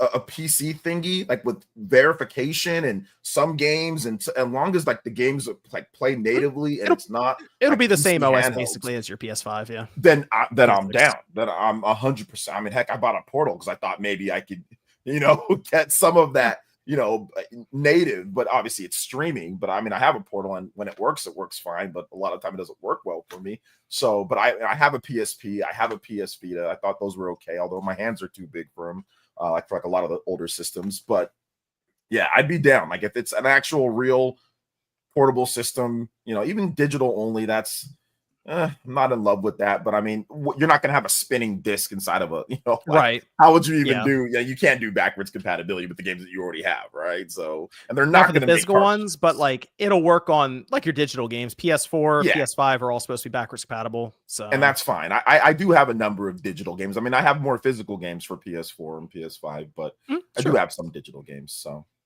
Yep, that's kind of the apparently the strategy here. I do believe they are working on a handheld, and I think that will come out alongside of the next system.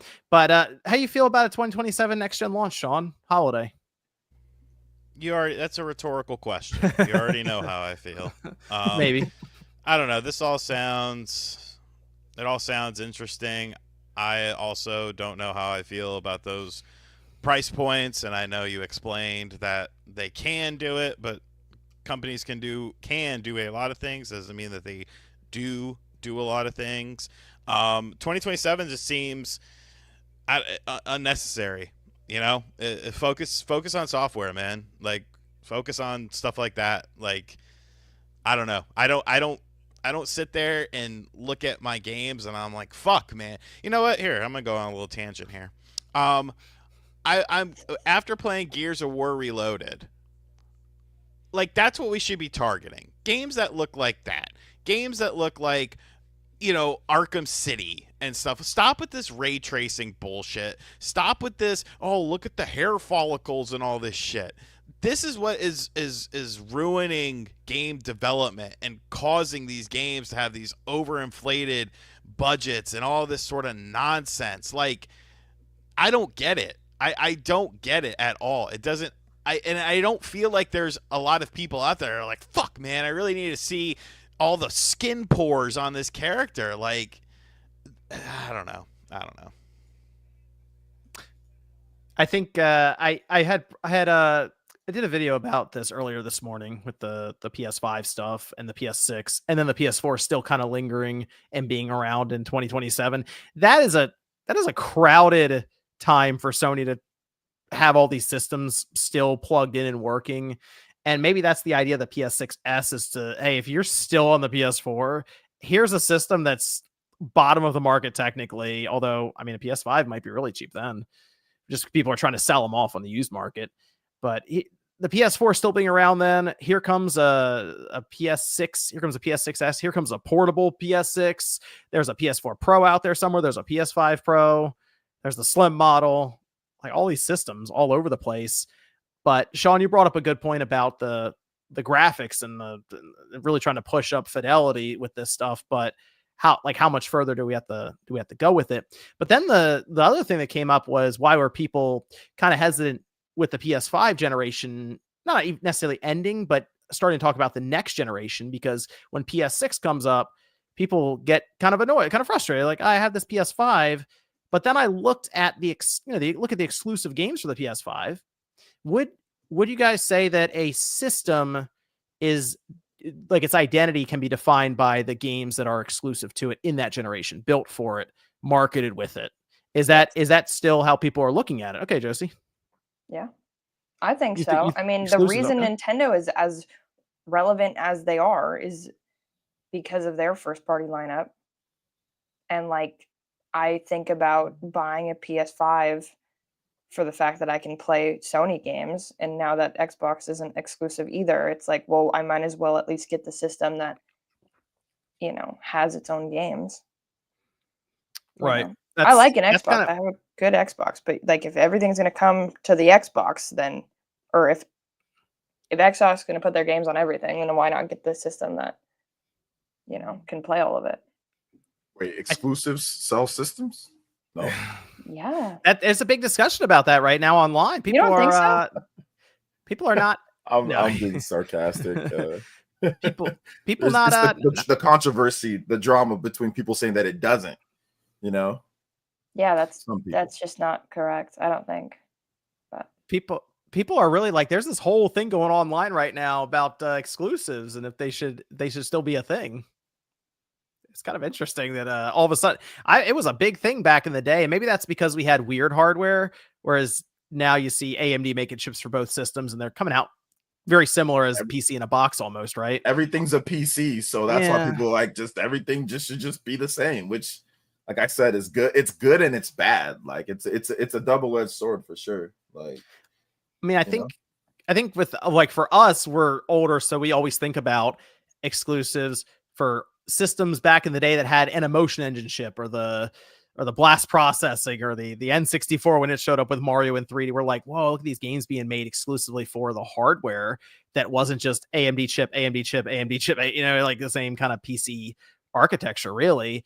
But Josie, you're younger than us, but you're still like exclusive. I mean, I just don't really see why you would I think that's the reason to buy a certain system over the other one. I don't like most consumers aren't out here like really understanding every aspect of a console to make sure they can optimize for power. If you're that into it, you probably have a PC. So like I don't know, just from what I've seen from my friends and stuff, that is what the reason you buy a PlayStation over an Xbox, other than like price. Like some of my friends have bought the Xbox Series S when it was super cheap because it was super cheap. And all they wanted to do was play something like Fortnite or something. But you know. Why is the Nintendo Switch 2 the fastest selling console of all time in the US? That was gonna be our topic. I'm working it into this topic too. Go ahead, Sean. I mean, I'm working it in. Because they had overstock and now nobody wants it anymore. Clearly, the man's been satiated. Trust me, I'm an analyst. I mean, because motherfuckers wanted to play Mario Kart and they wanted to, buy the system to play the new Donkey Kong, and they want, the new Mario game whenever that comes out. So, like any kind of conversation about, do exclusives matter? Yes. They do. And, Phil Spencer could say, well, good games aren't going to sell our system. And it's like, you're wrong. You're incorrect. You're incorrect about this. Like, I don't know how to say it any other way. Like, yeah, the Switch sold a ton, like in COVID for a bunch of different reasons, obviously. But also, like, one of those main reasons was because of Animal Crossing being out finally. So there are big, heavy hitter games that people wait for. And then once they come out, they buy the system. In my experience, I mean, I might get fucking yelled at, but from what I've seen, that's the truth. Well, listen, how a system sellers work for most systems is you base it off of how well the game sold. Yeah. Usually, you can tell if something's a system seller, it sells the game, or there's spikes during that. Clearly, like Josie said, COVID was huge for Animal Crossing. That helped, and plus there was a special edition Animal Crossing system as well, which spiked the sales. But even if you look at before that, people were buying Breath of the Wild Switch because you can play it anywhere. The unique aspects of it, people were buying. There was Mario Odyssey, like that was huge as well. Super Smash Brothers. I mean, these are massive selling games that sell 30 million. That's what if it didn't have that, it wouldn't sell as good as it did. Now maybe Microsoft and Sony, maybe it's a bit different.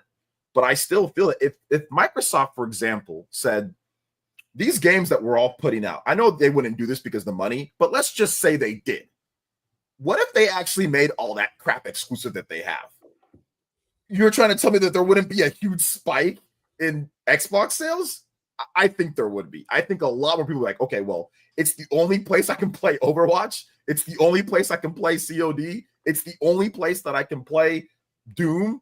Yeah, but like obviously they were too deep into it in terms of like it was going to take too long to do that. They just ran out of time. But if they did, that would clearly cause more people to buy. Now, is that better for the consumers? Obviously, people were already playing those games multi-plat. I'm not sitting there and saying that it's like they should have. I'm just saying it would have increased the sales if they did that. It would have increased the sales of the system because that would have increased can play Overwatch or Call of Duty or whatever. It would have naturally increased the sales of the system.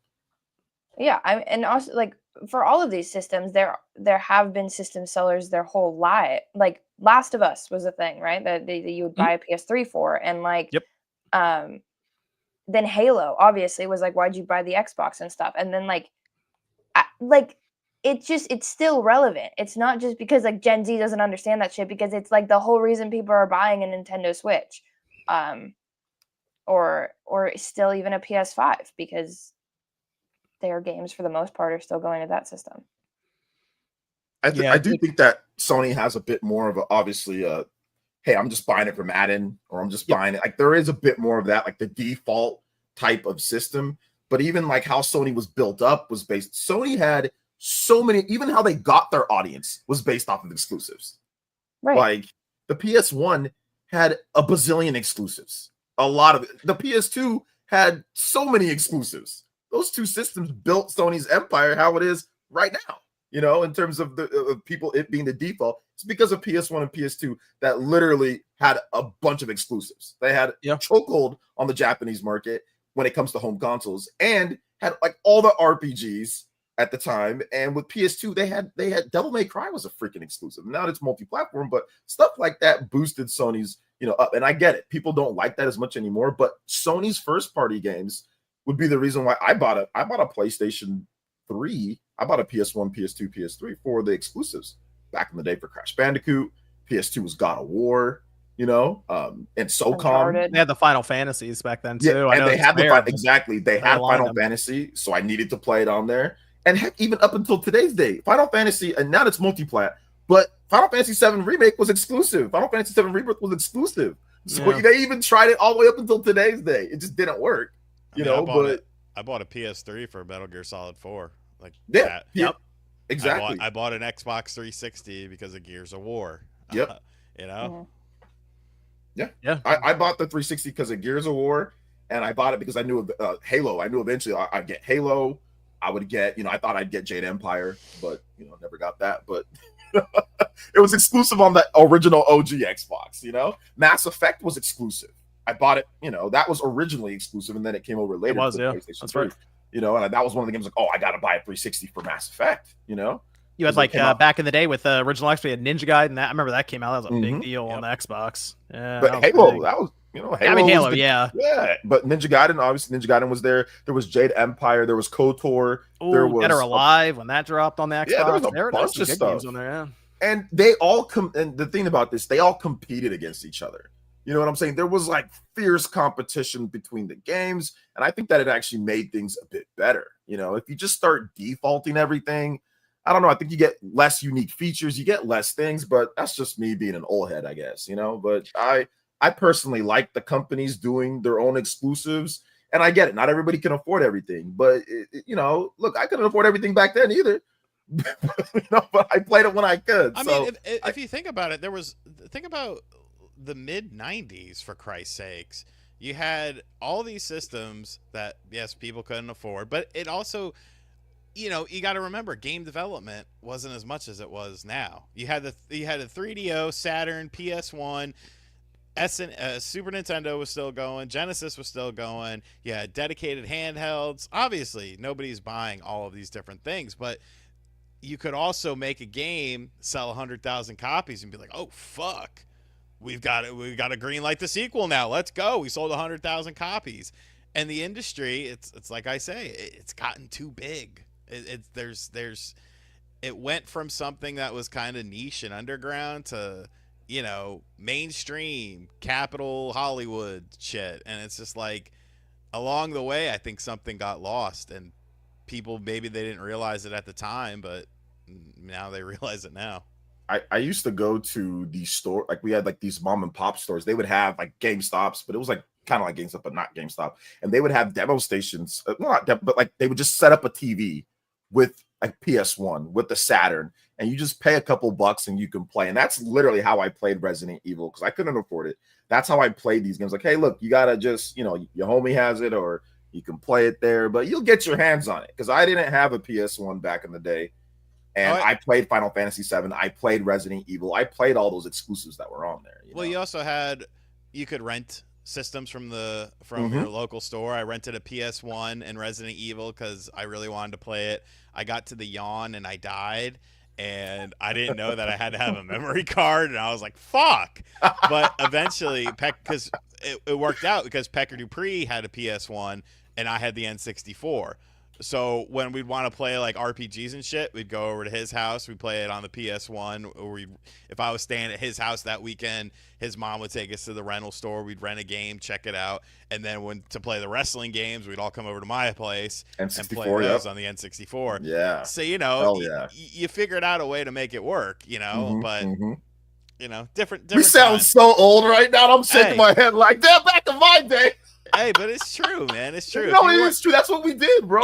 If you weren't there, you wouldn't understand it. But if you do understand it, you understand just how different of a world it was, and just how different the industry as a whole it was. You had these crazy risk takers. You had every piece of hardware was completely fucking dead. Okay, take for example the PS1, Saturn, and N64. They were three completely different systems.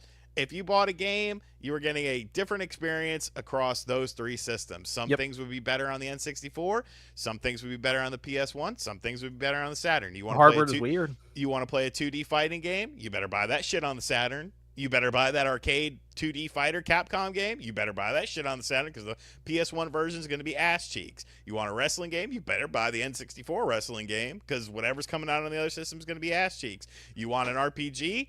More than likely, it's going to be on the PS1. You want survival horror? PS1. But then you had companies trying to do other things. Sega was trying to do their thing with Deep Fear that never came out stateside, but it was a really interesting kind of take on the Resident Evil thing. You had to do more with what you had. Whereas now it's just like, what's going to be different? A couple frame rates, maybe, depending on what system it's going to be. Like, it's lost some of its charm. Some of its mystery almost. There were times where you wouldn't know how much you could get out of a system back when it was like weird bespoke hardware and configurations. Well, no, I mean, John, if you back during that time frame, if you took a game for most systems, I should say, if you take a game from the launch and compare it to what the developers got out of it by the end, it was night and day. You're right. I mean, you could even say that I think the PS3, Xbox 360 was indicative of that too, and that might have been the last generation where, you really had that moment where it's like, okay, this is how it started, like, and this is how it ended up. Yeah, I mean, you can compare launch titles from the PS3, then all the way up to Last of Us, and it's like like even Heavenly Sword, cool game, but you compare that to Last of Us, it's like visuals around then, you're like, or man, Cameo to the light Uncharted 1 to Uncharted 2. Yeah, that's a good point. That was 2 years. Yep, massive improvement, man. Crazy improvement from Uncharted 1. Still same style, but Uncharted 2 just added all. That game still looks good to this day. Uncharted 2. And 3. I have to go. I'm so sorry. Bye, Josie. Bye, Josie. Bye, guys. Thanks for having me. See you later. It's different times now. I think it's just the machines, because I see people who are still like asking when the generation's going to start for the PS5, and I look at them like there are a lot of games that will come out, but are any of them have necessarily defined the PS5 like we've had past generations be defined? And I just think of the games. I think it's too early for, like, I don't know if Sean said this, but I think it's still too early for the next generation, man. Like, I still feel that PS5 can keep going. And I think there's enough power. People talk about, oh, we need this and that. Man, there's enough. PS5 is enough. It's a strong system, So yeah, to me, there's no need really right now. To me, I wouldn't even mind. I know people might scoff at this, but if it was 2029, 2030, I'd be like, cool. I don't think power is the problem right now. I did a poll, and again, it's small sample size. I think it was like 20,000 votes or something like that, compared to like just all of gaming. And the leading vote getter was, "Hey, I'm good till 2030 to hear about the PS6." Like, wow, 10-year generation. People are fine with that. Longer technically, but like they're fine waiting until 2030 for the PS6. Because what are you gonna do? What are you gonna do? Exactly. It's the law of diminishing returns. I know people don't like to hear that, but it's literally factual. The more polygons you add to the less and less and less impressive it gets. And that is a factual thing, So it's like, don't get me wrong. I'm not saying that you can't make it better. It can't be more, this, but what does that do for the game? Like, that's fair. Yeah. What does it do for the game? Maybe if you're into super photorealism, but games are taking how many years to make, unless they're going to start baking in AI, right? AI's got to be a part of it. If you want this to make it look like you're seeing somebody looks exactly like John, then they do the next Half-Life and it looks just like John, like real life. If that's what you want, like. But you could get that with games. There's PS4 or PS3 games that did things like that. Or what was Detroit? Okay, Heavy Rain. Heavy Rain. Well, I mean, that doesn't look as good as obviously. Games. But I mean, Sean, how much further do you really need to go? Is it like you said? Is it making the game any better? I agree. Are you with adding that. in new mechanics and stuff like that? Some of the most heralded games are like what? Astrobot. Well, okay, Sean, if Metal Gear Solid Delta is the roof, because those visuals are really good. If that's the roof of all time for gaming, are you good with that? John, I'm fine with Gears of War Reloaded There you go. being the roof. I was playing it today. I was like, wow, this looks really good. Yeah, okay, maybe the faces could use a little bit of work, but Metal Gear looks impressive. But I mean, you come down to optimization. At what cost? I'm losing frame rate. I'm getting these dips during the action because you wanted to make all these hair follicles and you could use photo mode. Like, come on, dude. Like, I think one of the problems is that with these hyper realistic graphics, you kind of lose some of the imagination that used to have to go into things. You know? Well, with that, as you're mentioning, hyper-realistic graphics and really powerful systems, the Switch 2, we've already mentioned it, but it is now trending well ahead of the Switch 1 in the U.S. It's already crossed 2 million units sold. This is just in the U.S., according to Matt Piscatella over at Circana. So it's trending 75% ahead of the Switch 1 in its first 2 months, and it hasn't hit its first holiday season yet. So this is a situation of Nintendo sends them and they seem to sell. I do see them pop up at the Walmart near me, and then they're gone the next time I go. And then later on I go next week or something, and they're there again, and vice versa. It keeps happening. They keep cycling them through. The supply, it keeps flowing, it seems, but no shortage of sales for the Switch 2, it seems, in the US. And we see it in Japan week to week. It's doing well there too. So that I kind of think Nintendo's going to have to raise their forecast for the Switch 2 in their fiscal year. I think they probably clear like at least 16 to 17 million. We're talking about the games, John. Why are you talking about hardware? I mean, that was the. You know what the roof should be? You know what the absolute roof should be? I saw somebody say this in the chat. Resident Evil 4 remake. That game looks. Those visuals are good. That's all. What the fuck else do you need? What the fuck else do you really need? I booted that game back up just because I was just whatever, on my PS. Because I didn't have a PS5 Pro. There was no PS5 Pro when it came out, so like, goodness gracious, that game looks definitely one of the best looking games, and it's not like it's completely enclosed, like there's you have some bigger areas. Yeah, there's some bigger areas too. Very impressive, very very impressive. Performance is great. The effects are great. We don't need anything beyond that. There are still games that are stuck. Oh Christ! It's like when you take a PS2 game and you run it through what the fuck's the name? PCSX2, and then you upscale it. You do the internal resolution upscale. Some of those games look fucking amazing still, and it's like, what are we doing? Like, what are we doing? We have all this technology and we're using it on the wrong shit. We're using on ray tracing and fucking hair follicles and skin textures. What are you doing? Just make it look clean. Nobody fucking cares. Okay, this is how I'll end it. There used to be games that were just known for their visuals. They were a graphical showcase. I can give you a great example. A game that hardly anyone played on the Sega Genesis because it came out at the tail end. Jurassic Park: The Lost World. Jurassic Park: The Lost World has segments of the game that are absolutely mind-blowing. It's not the full game, but there are parts of the game where it's like, how the fuck is the Genesis doing that? And that was kind of like the thing. Like, you would have segments or parts or something like that. Now everything has to have the fancy graphics and this, that, or the other. We got to do this. We got to do this. And it's just like, stupid. Well, then you pull back a little bit on some of these games, then it gets blasted online, like Mafia 3 with its swimming physics. I did jump in the water, by the way, and lost all aside, and it just went to a black screen and he drowned. So there's no swimming physics there either. Is it important? Is it integral to the gameplay? No, okay. you don't go in the water at all. Well, if I'm not going in the water, then can I shoot the water in Mafia and it makes a ripple? Did I ever shoot the water? I'm trying to think if there was any scenes where there was water, like in like a fights. I don't know. I maybe there wasn't. I didn't try it. You know what? I'll find out for you, Sean. That's important stuff. That is important stuff. It's important stuff. It's like the fruit stand in Halo. If I get a nice ripple, hey, that's all I need. Lost swimming. Yes, it was. It just falls through. You just clip through the water. That's it. It's over. Well, Ellie can't swim either, so that's true. Let me see. What did we have over on? Any comments on the Switch 2 sales at all before I pull up Stop some listening. I'll just say that stop listening to morons and grifters who are sitting there and saying that nobody's buying it. Please, people keep on coming to my show. I said y'all got to stop mentioning these people, guys. They're lying.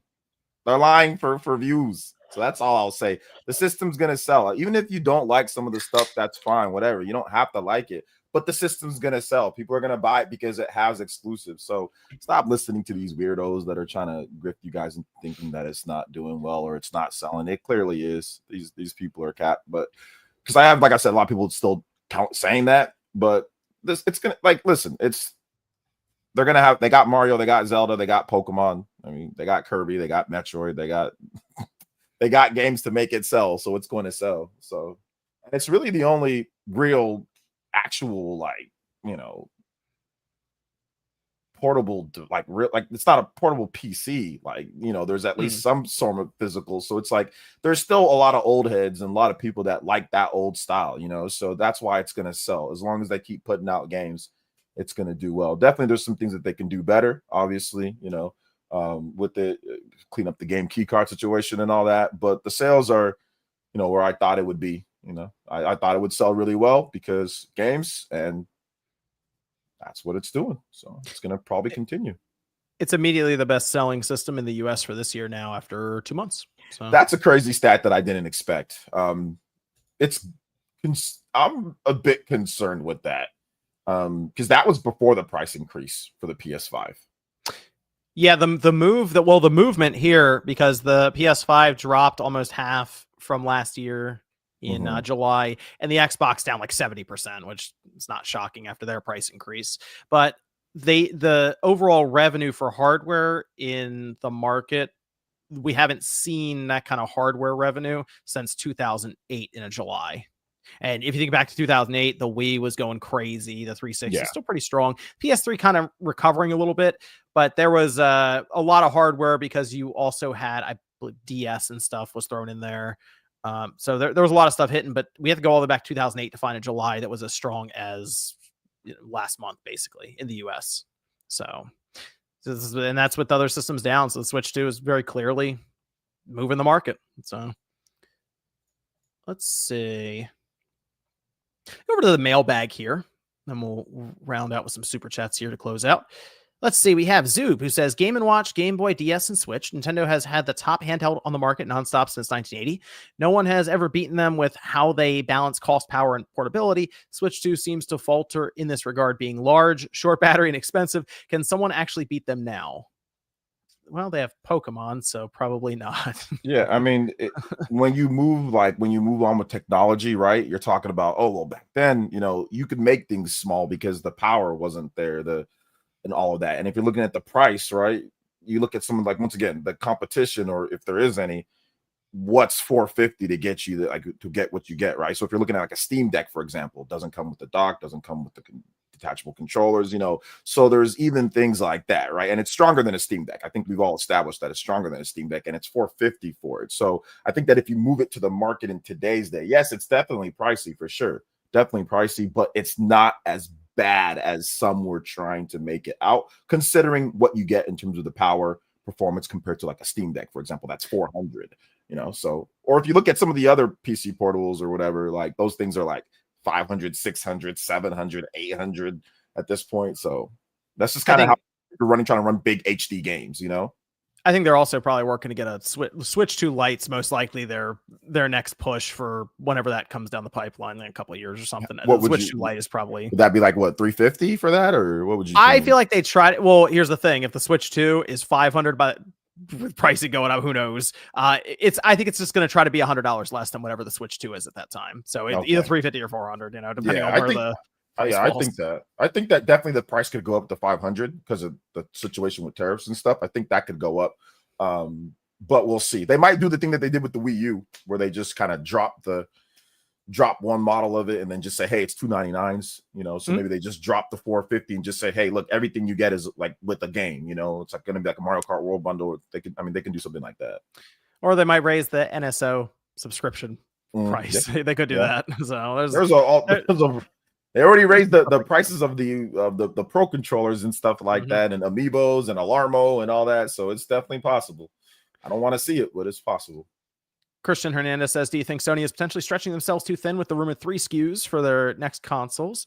We all know what happened back in the Vita days, so trying it again raises concerns for me, honestly. What are your thoughts? Christian, thank you for writing in.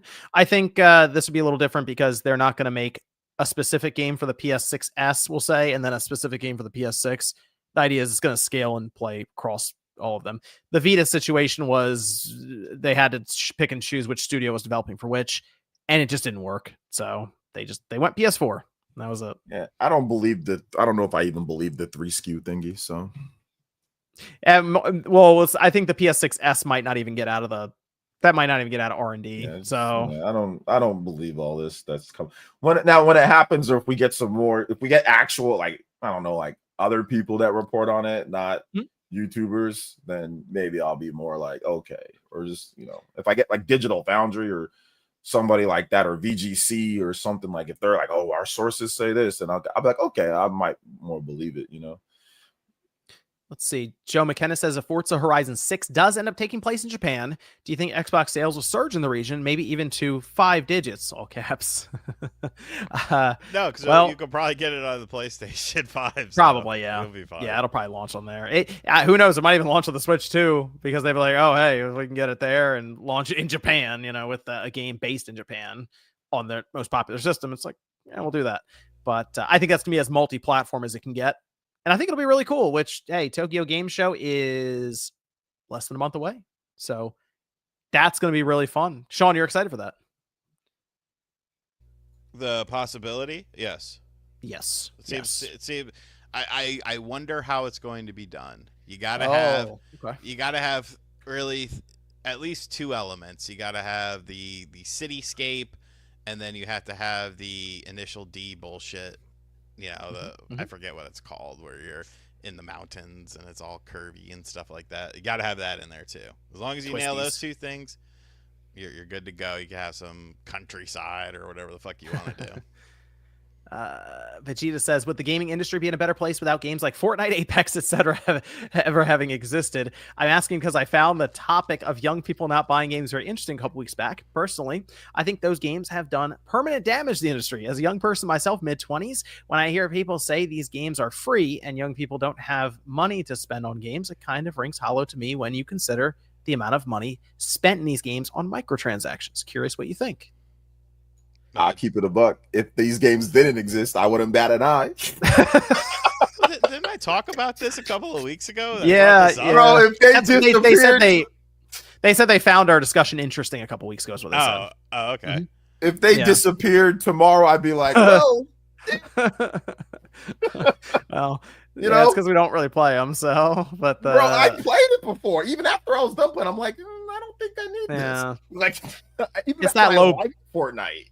It's that low barrier of entry. It's the idea of them leading into meme culture and stuff geared toward. I mean, really, if you look at the stuff that they're doing, it's stuff that's obviously geared towards like younger audience, and it's they got a plan and strategy, and it's working. He asked a question, and I'm just answering. If it disappeared. Oh, if it went away, I'd be like, oh well. Kids can play other stuff. It's like drugs. You people get addicted to that shit. Dog. Yeah, for free to play. Yeah, kids can play other stuff. Get a little hit. Games for kids to play. Take a little V-Buck line. stuff. Next thing you know, you're a full blown cokehead. There was that report not too long ago, maybe it was last year, where as like kids in school were kind of getting like bullied over their Fortnite fit and stuff, is what they were saying. I can believe it.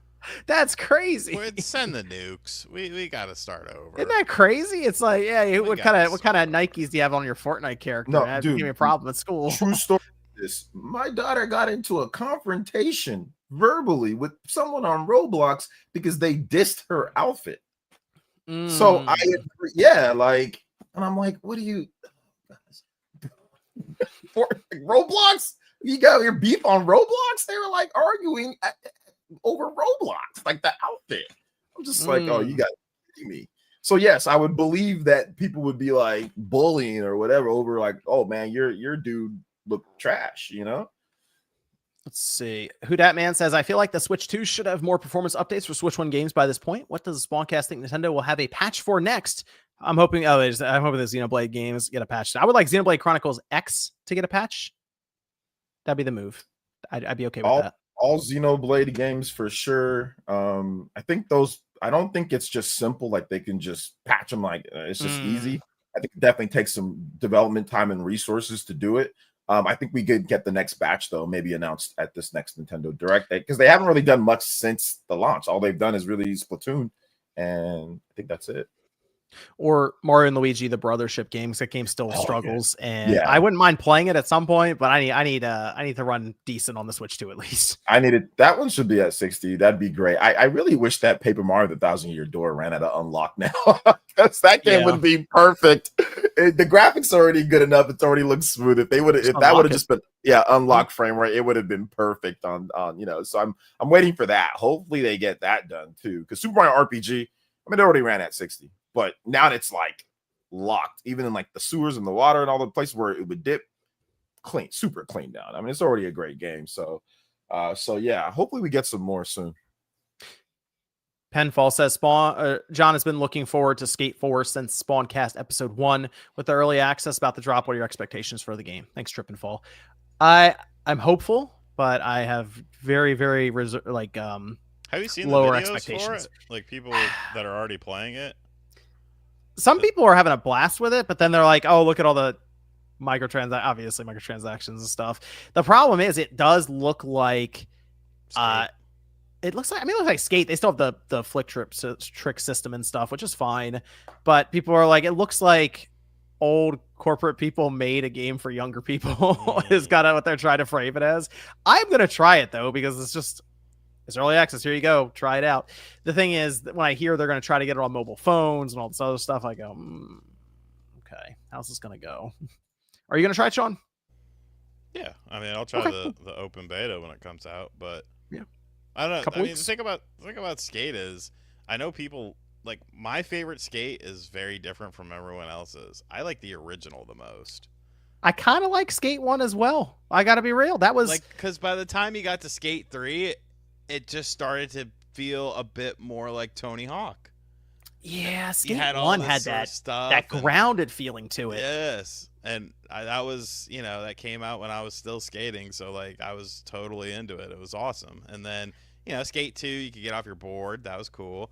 And then Skate 3 is just like, this feels a little more arcadey, but everything feels bigger. The jumps feel bigger. I could do more fuck shit in this game than I could in the previous ones, and like I don't know. But I'm interested to see how it'll come out though.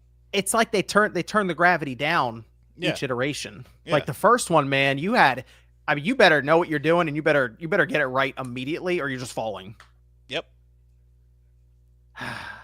Those are the good days. I remember there was a demo, I think, for that dropped. I was like, this is crazy. Like the camera angle being right down by the wheel and stuff. It was cool. Man. Ornal says, after which direct will we see the Switch 2 floodgates open, I wonder? Is Nintendo withholding dev kits because they know we'll buy whatever drops on it right now? Well, except for Dragon X Drive. Hey, you know what? Apparently we're going to find out on September 12th. We'll see what's going to drop. We'll reconvene after that. David says, why does the internet think if you are a Nintendo fan, you cannot be critical of Nintendo? I don't know.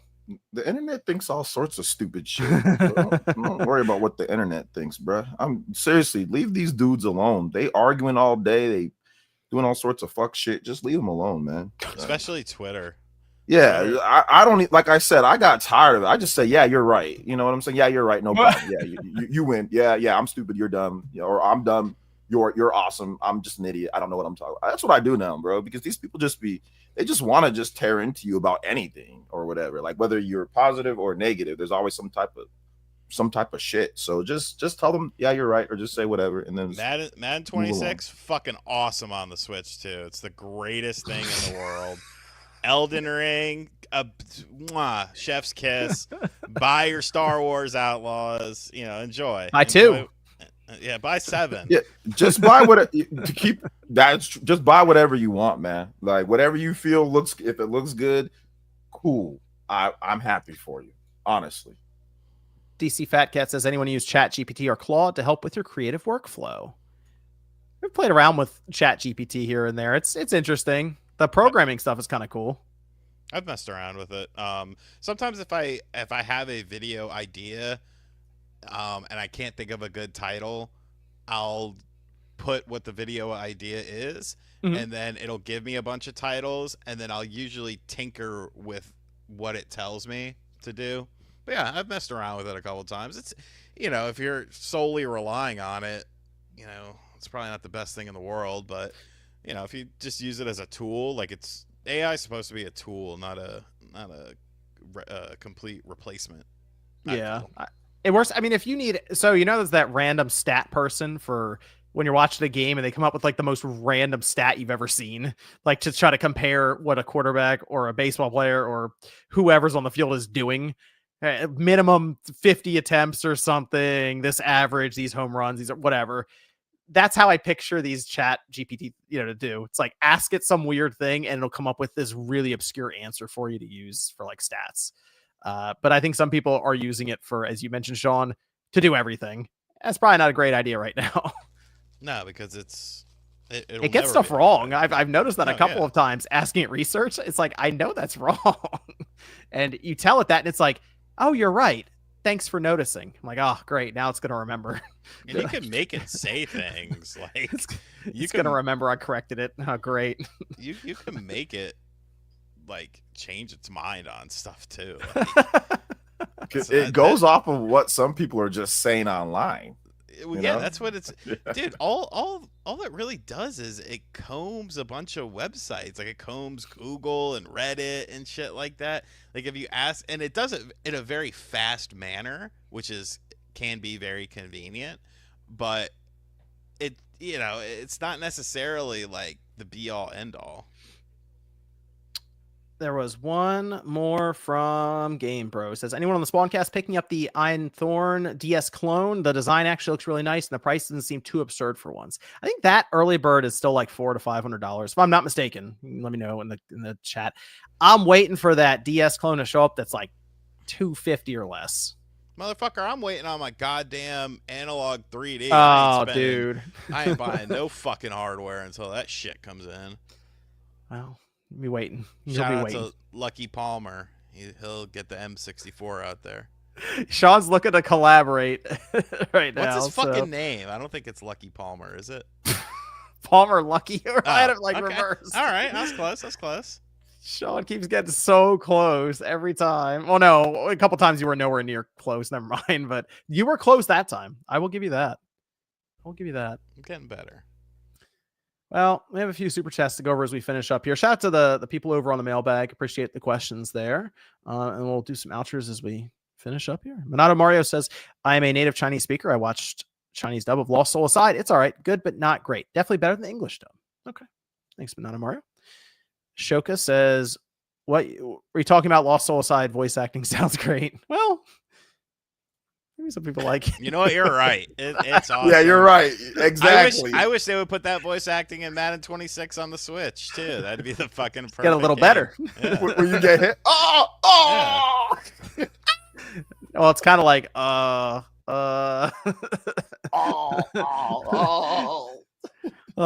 Noah Sanchez says, how do y'all deal with FOMO from missing big cons?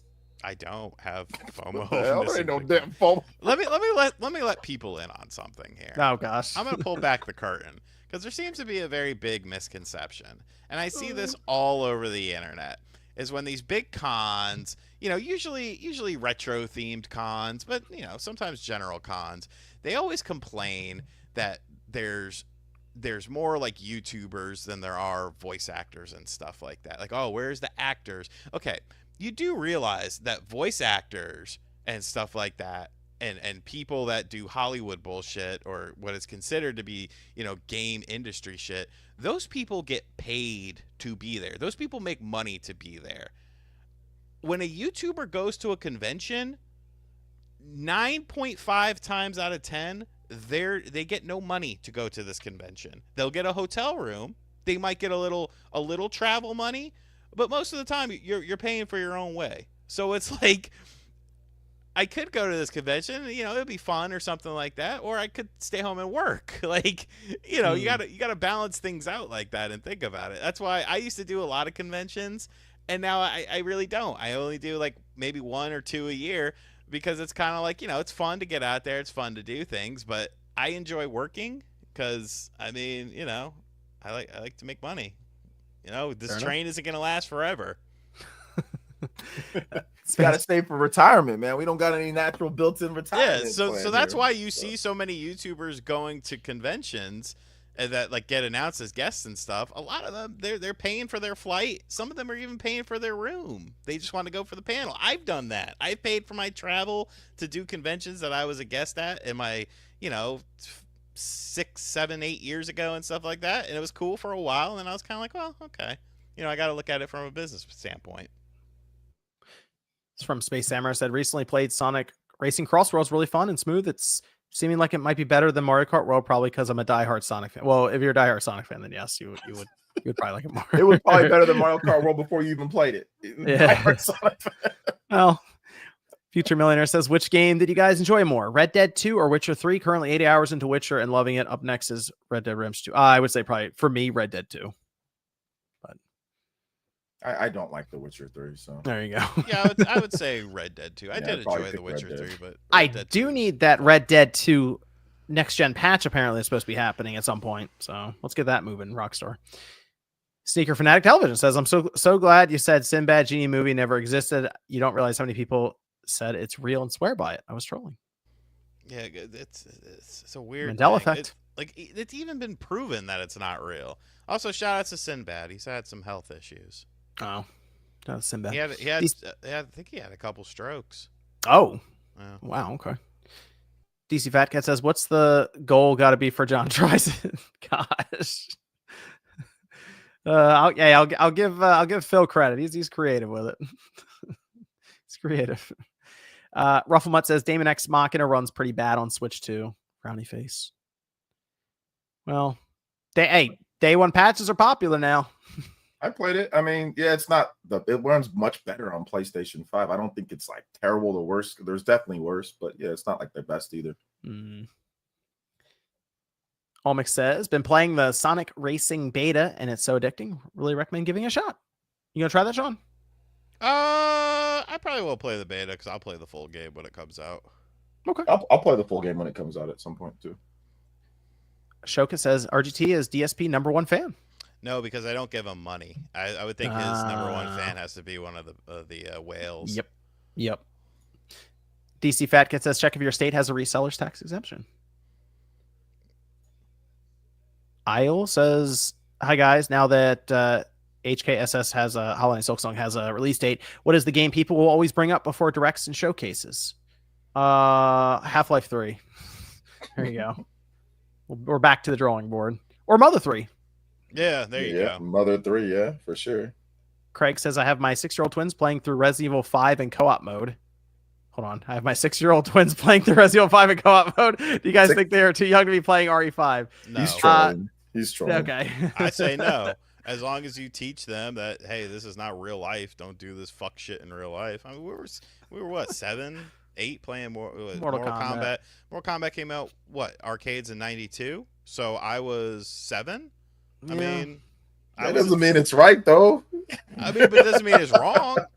It's hard to miss it, though. Back then, when you went to the arcade, they had it front and center. When I went to the local fast food establishment, they had a Mortal Kombat machine in there, and it would just be like, I'm like, Grandma, give me some money. I'm going to play. Nah, listen. Give my burger. RE5 is a bit more realistic. Yeah, I'm not I mean, when my boy gets to be 6, he's only 2. I ain't letting him play RE5. He can play it when he's of age. He can play it when he's of age. Until then, nope. CDMR says, have you guys bought Shinobi on Switch 2? I'm curious about performance. Been enjoying so far on my PC, and it's good so far.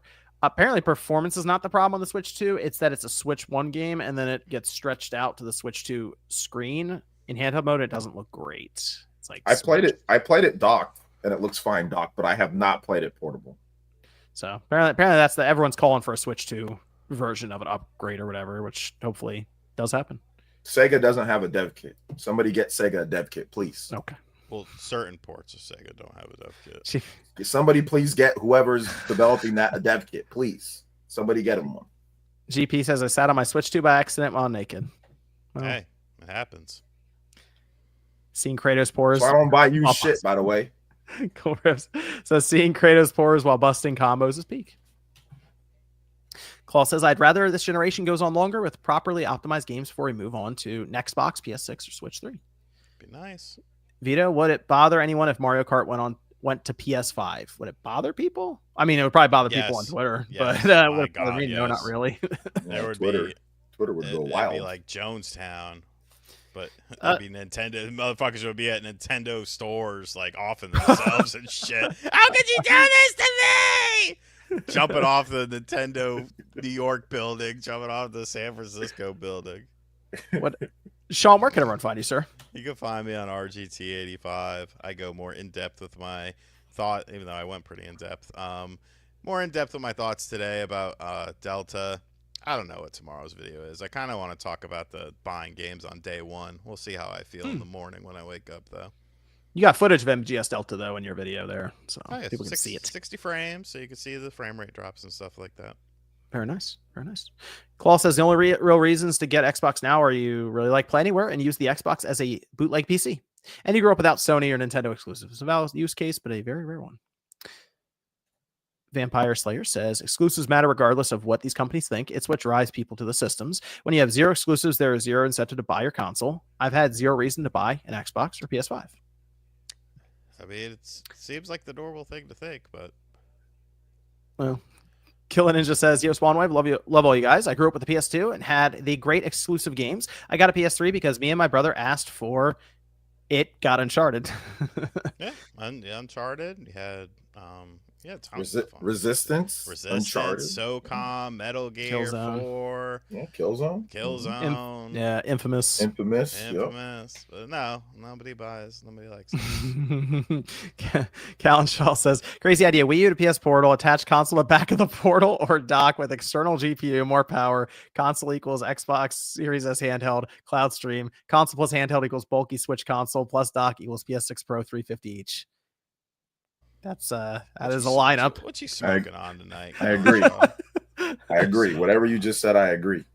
Adam says, I bought an Xbox One for Scalebound. Well, me too. OJ, where can everyone find you, sir? You can find me pissed off at Scalebound. You want to read that next one? You can. I want to read that. Vito says, I'm old like you guys, but wouldn't life been easier if we just had one console that played all games? 3 consoles to play a few different games. And it's just ridiculous. But life isn't easy. Do you want one place to buy a cheeseburger? Do you want one place to watch pro wrestling? Do you want exactly? You guys don't understand business. What if there was only one place? What if there was only one place to buy other stuff that you want? What if there was only one place to buy clothes, or only one place to buy this or that? Like you don't need like a million different places, but you want some form of competition. They can charge whatever price they want. Yeah. If they did that. You need some competition, guys. You need something. I get it, but everybody not into this whole PC shit. You know what I'm saying? Like some people want something like everybody just like PC. Not everybody likes that shit. Like there needs to be some variety, man. Like I don't know. Where can I ever find you? Not playing PC, obviously. You can find me right here, Player Essence, YouTube. I just put out a video talking about all the upcoming games for September for Switch 1 and Switch 2, and also multi-plat as well. So if you're into some cool list videos and all that, I'll have my final top 25 Nintendo Switch 1 games. Like I'm going to do a list on that. Got some other cool videos coming up on like Final Fantasy, RPGs. So if you're into RPGs, you're into Nintendo Switch 2 content, RPGs, any platform. We talk about Metaphor, Refantasio. I heard of maybe a few different things here and there. So we talk about that coming up as well. So yeah, if you're into RPGs and Nintendo stuff, check out the channel Player Essence on YouTube. And thanks for having me, John. Sorry, I got a little bit animated with some of the stuff, but it's interesting. I'm having too much fun. It's the passion for gaming. It's the passion. I'm having too much fun on this podcast. One thing that gets me passionate, man, is talking about the old school times. Like talking about back in the day. I like talking about that. I don't mean no negative by it, but I like talking about that. I think it's fun. Let's make a retro podcast. There you go. Man, I am down. I am like once a month, let's just talk about some, once every, it don't even gotta be once a month, just like every different events in different years or something. Yeah, just go over what happened, what games were out, what was happening, like, at that time 30 years ago or 20 years. We could pick something. I'd be down. Just, I'd be completely down. Director of Rex says RGC's new book idea, My Life and Times of Pecker Dupree. That would be good. There's a lot of crazy shit. Hey, I would actually probably buy that book to see what happened there. RG Pistolero says MGS Delta should have received the same treatment like OG RE2 to RE2 Remake. Big changes, but stuck with the source material. For $70. I mean, not wrong. Shred says, I look forward to the Spawncast every week. Thank you all for what you do. Shout out to Shreds. Eric says, Decima is the top visuals, Horizon and Death Stranding 2. We don't need more. I think we hit near peak. Ray tracing and stuff is fluff. Yeah, Death Stranding 2 is pretty impressive. And Kojima at least got the game out. It was in like 5 years. But, I mean, it's a good-looking game, and it runs well. And then he's ray tracing. So, Calenshaw says, gameplay. in my opinion, Fortnite, Roblox never existed. Kids just use TikTok. I mean, kids use TikTok now anyway, but yeah. That's fine. Don't ruin my gaming. Get out of here, you little shits. Javon says, the fighting collection you like to see next. They say Tekken. Like a Tekken fighting collection. Virtual Fighter. Bro, oh, that's a good one. That's a good Give one. it online. You're doing good shit. Calenshaw says PSVR 3 is just attach PS6S to your hip. Bro, smoking that Pokemon Legends out tonight. Jesus Christ. Pepper pieces. Do you know if Metal Gear Solid 4 will be ported? Yeah, probably next year. It's the rumor. Yep. It'll be and DC better have be good. It'd be fun. It'd be cool to see that, right? Please, God, 9 hours of cutscenes. Please, God, have Metal Gear Online. Please. Oh man, they got to do that. They got to. I understand not doing the subsistence stuff from Metal Gear Solid 3. It was janky at the time. It's still janky. Metal Gear Solid 4 is not janky. That online would still fucking hit. DC Fat Cat says, hear about retro games weekly on Analog Allies. Thanks to DC Fat Cat for spelling analog correctly and not leaving the OG off. That is everything there. We're good. I will ask you guys one question though before we close out. What was your favorite generation in all of gaming? Doesn't have to be a long explanation. Just like, what's your favorite generation in gaming? It's hard. It's very if you had to hard. pick one. If I gun to the head, had to pick. Probably if we're just encompassing everything, all three systems it'd probably be the 6th gen, because you've got Dreamcast, PS2, GameCube, and Xbox, and the creativity and the amount of games you could pretty much play everything that was popular now. It was there too. Maybe not as good in some sense, but Call of Duty was there.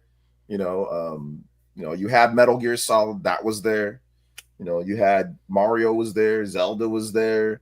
Halo was there. Like Sonic a lot of the stuff. Sonic was back. Yeah, Sonic was back. I mean, you had inventive stuff, cool beat 'em ups like Beautiful Joe. So you even had cool 2D stuff as well. I mean, not the indie stuff that we get in today's day, but you had a lot of stuff, man. So I'd probably pick the 6th generation. I know Sega flamed out, but the Dreamcast stuff was awesome too. Skies of Arcadia, that was a 6th gen game. I mean, the list goes on and on in terms of how great it was. Obviously, PS2, Devil May Cry, that was the first place for that. I mean, man, I could go on, so I'm going to stop right there. I would agree. 6th gen was peak. You had great competition. Mm-hmm. The systems still felt drastically different than what one system could do, what another system couldn't do. You had to make the most out of things. Exclusives were still important. You can make an argument for the 7th or the 5th gen as well.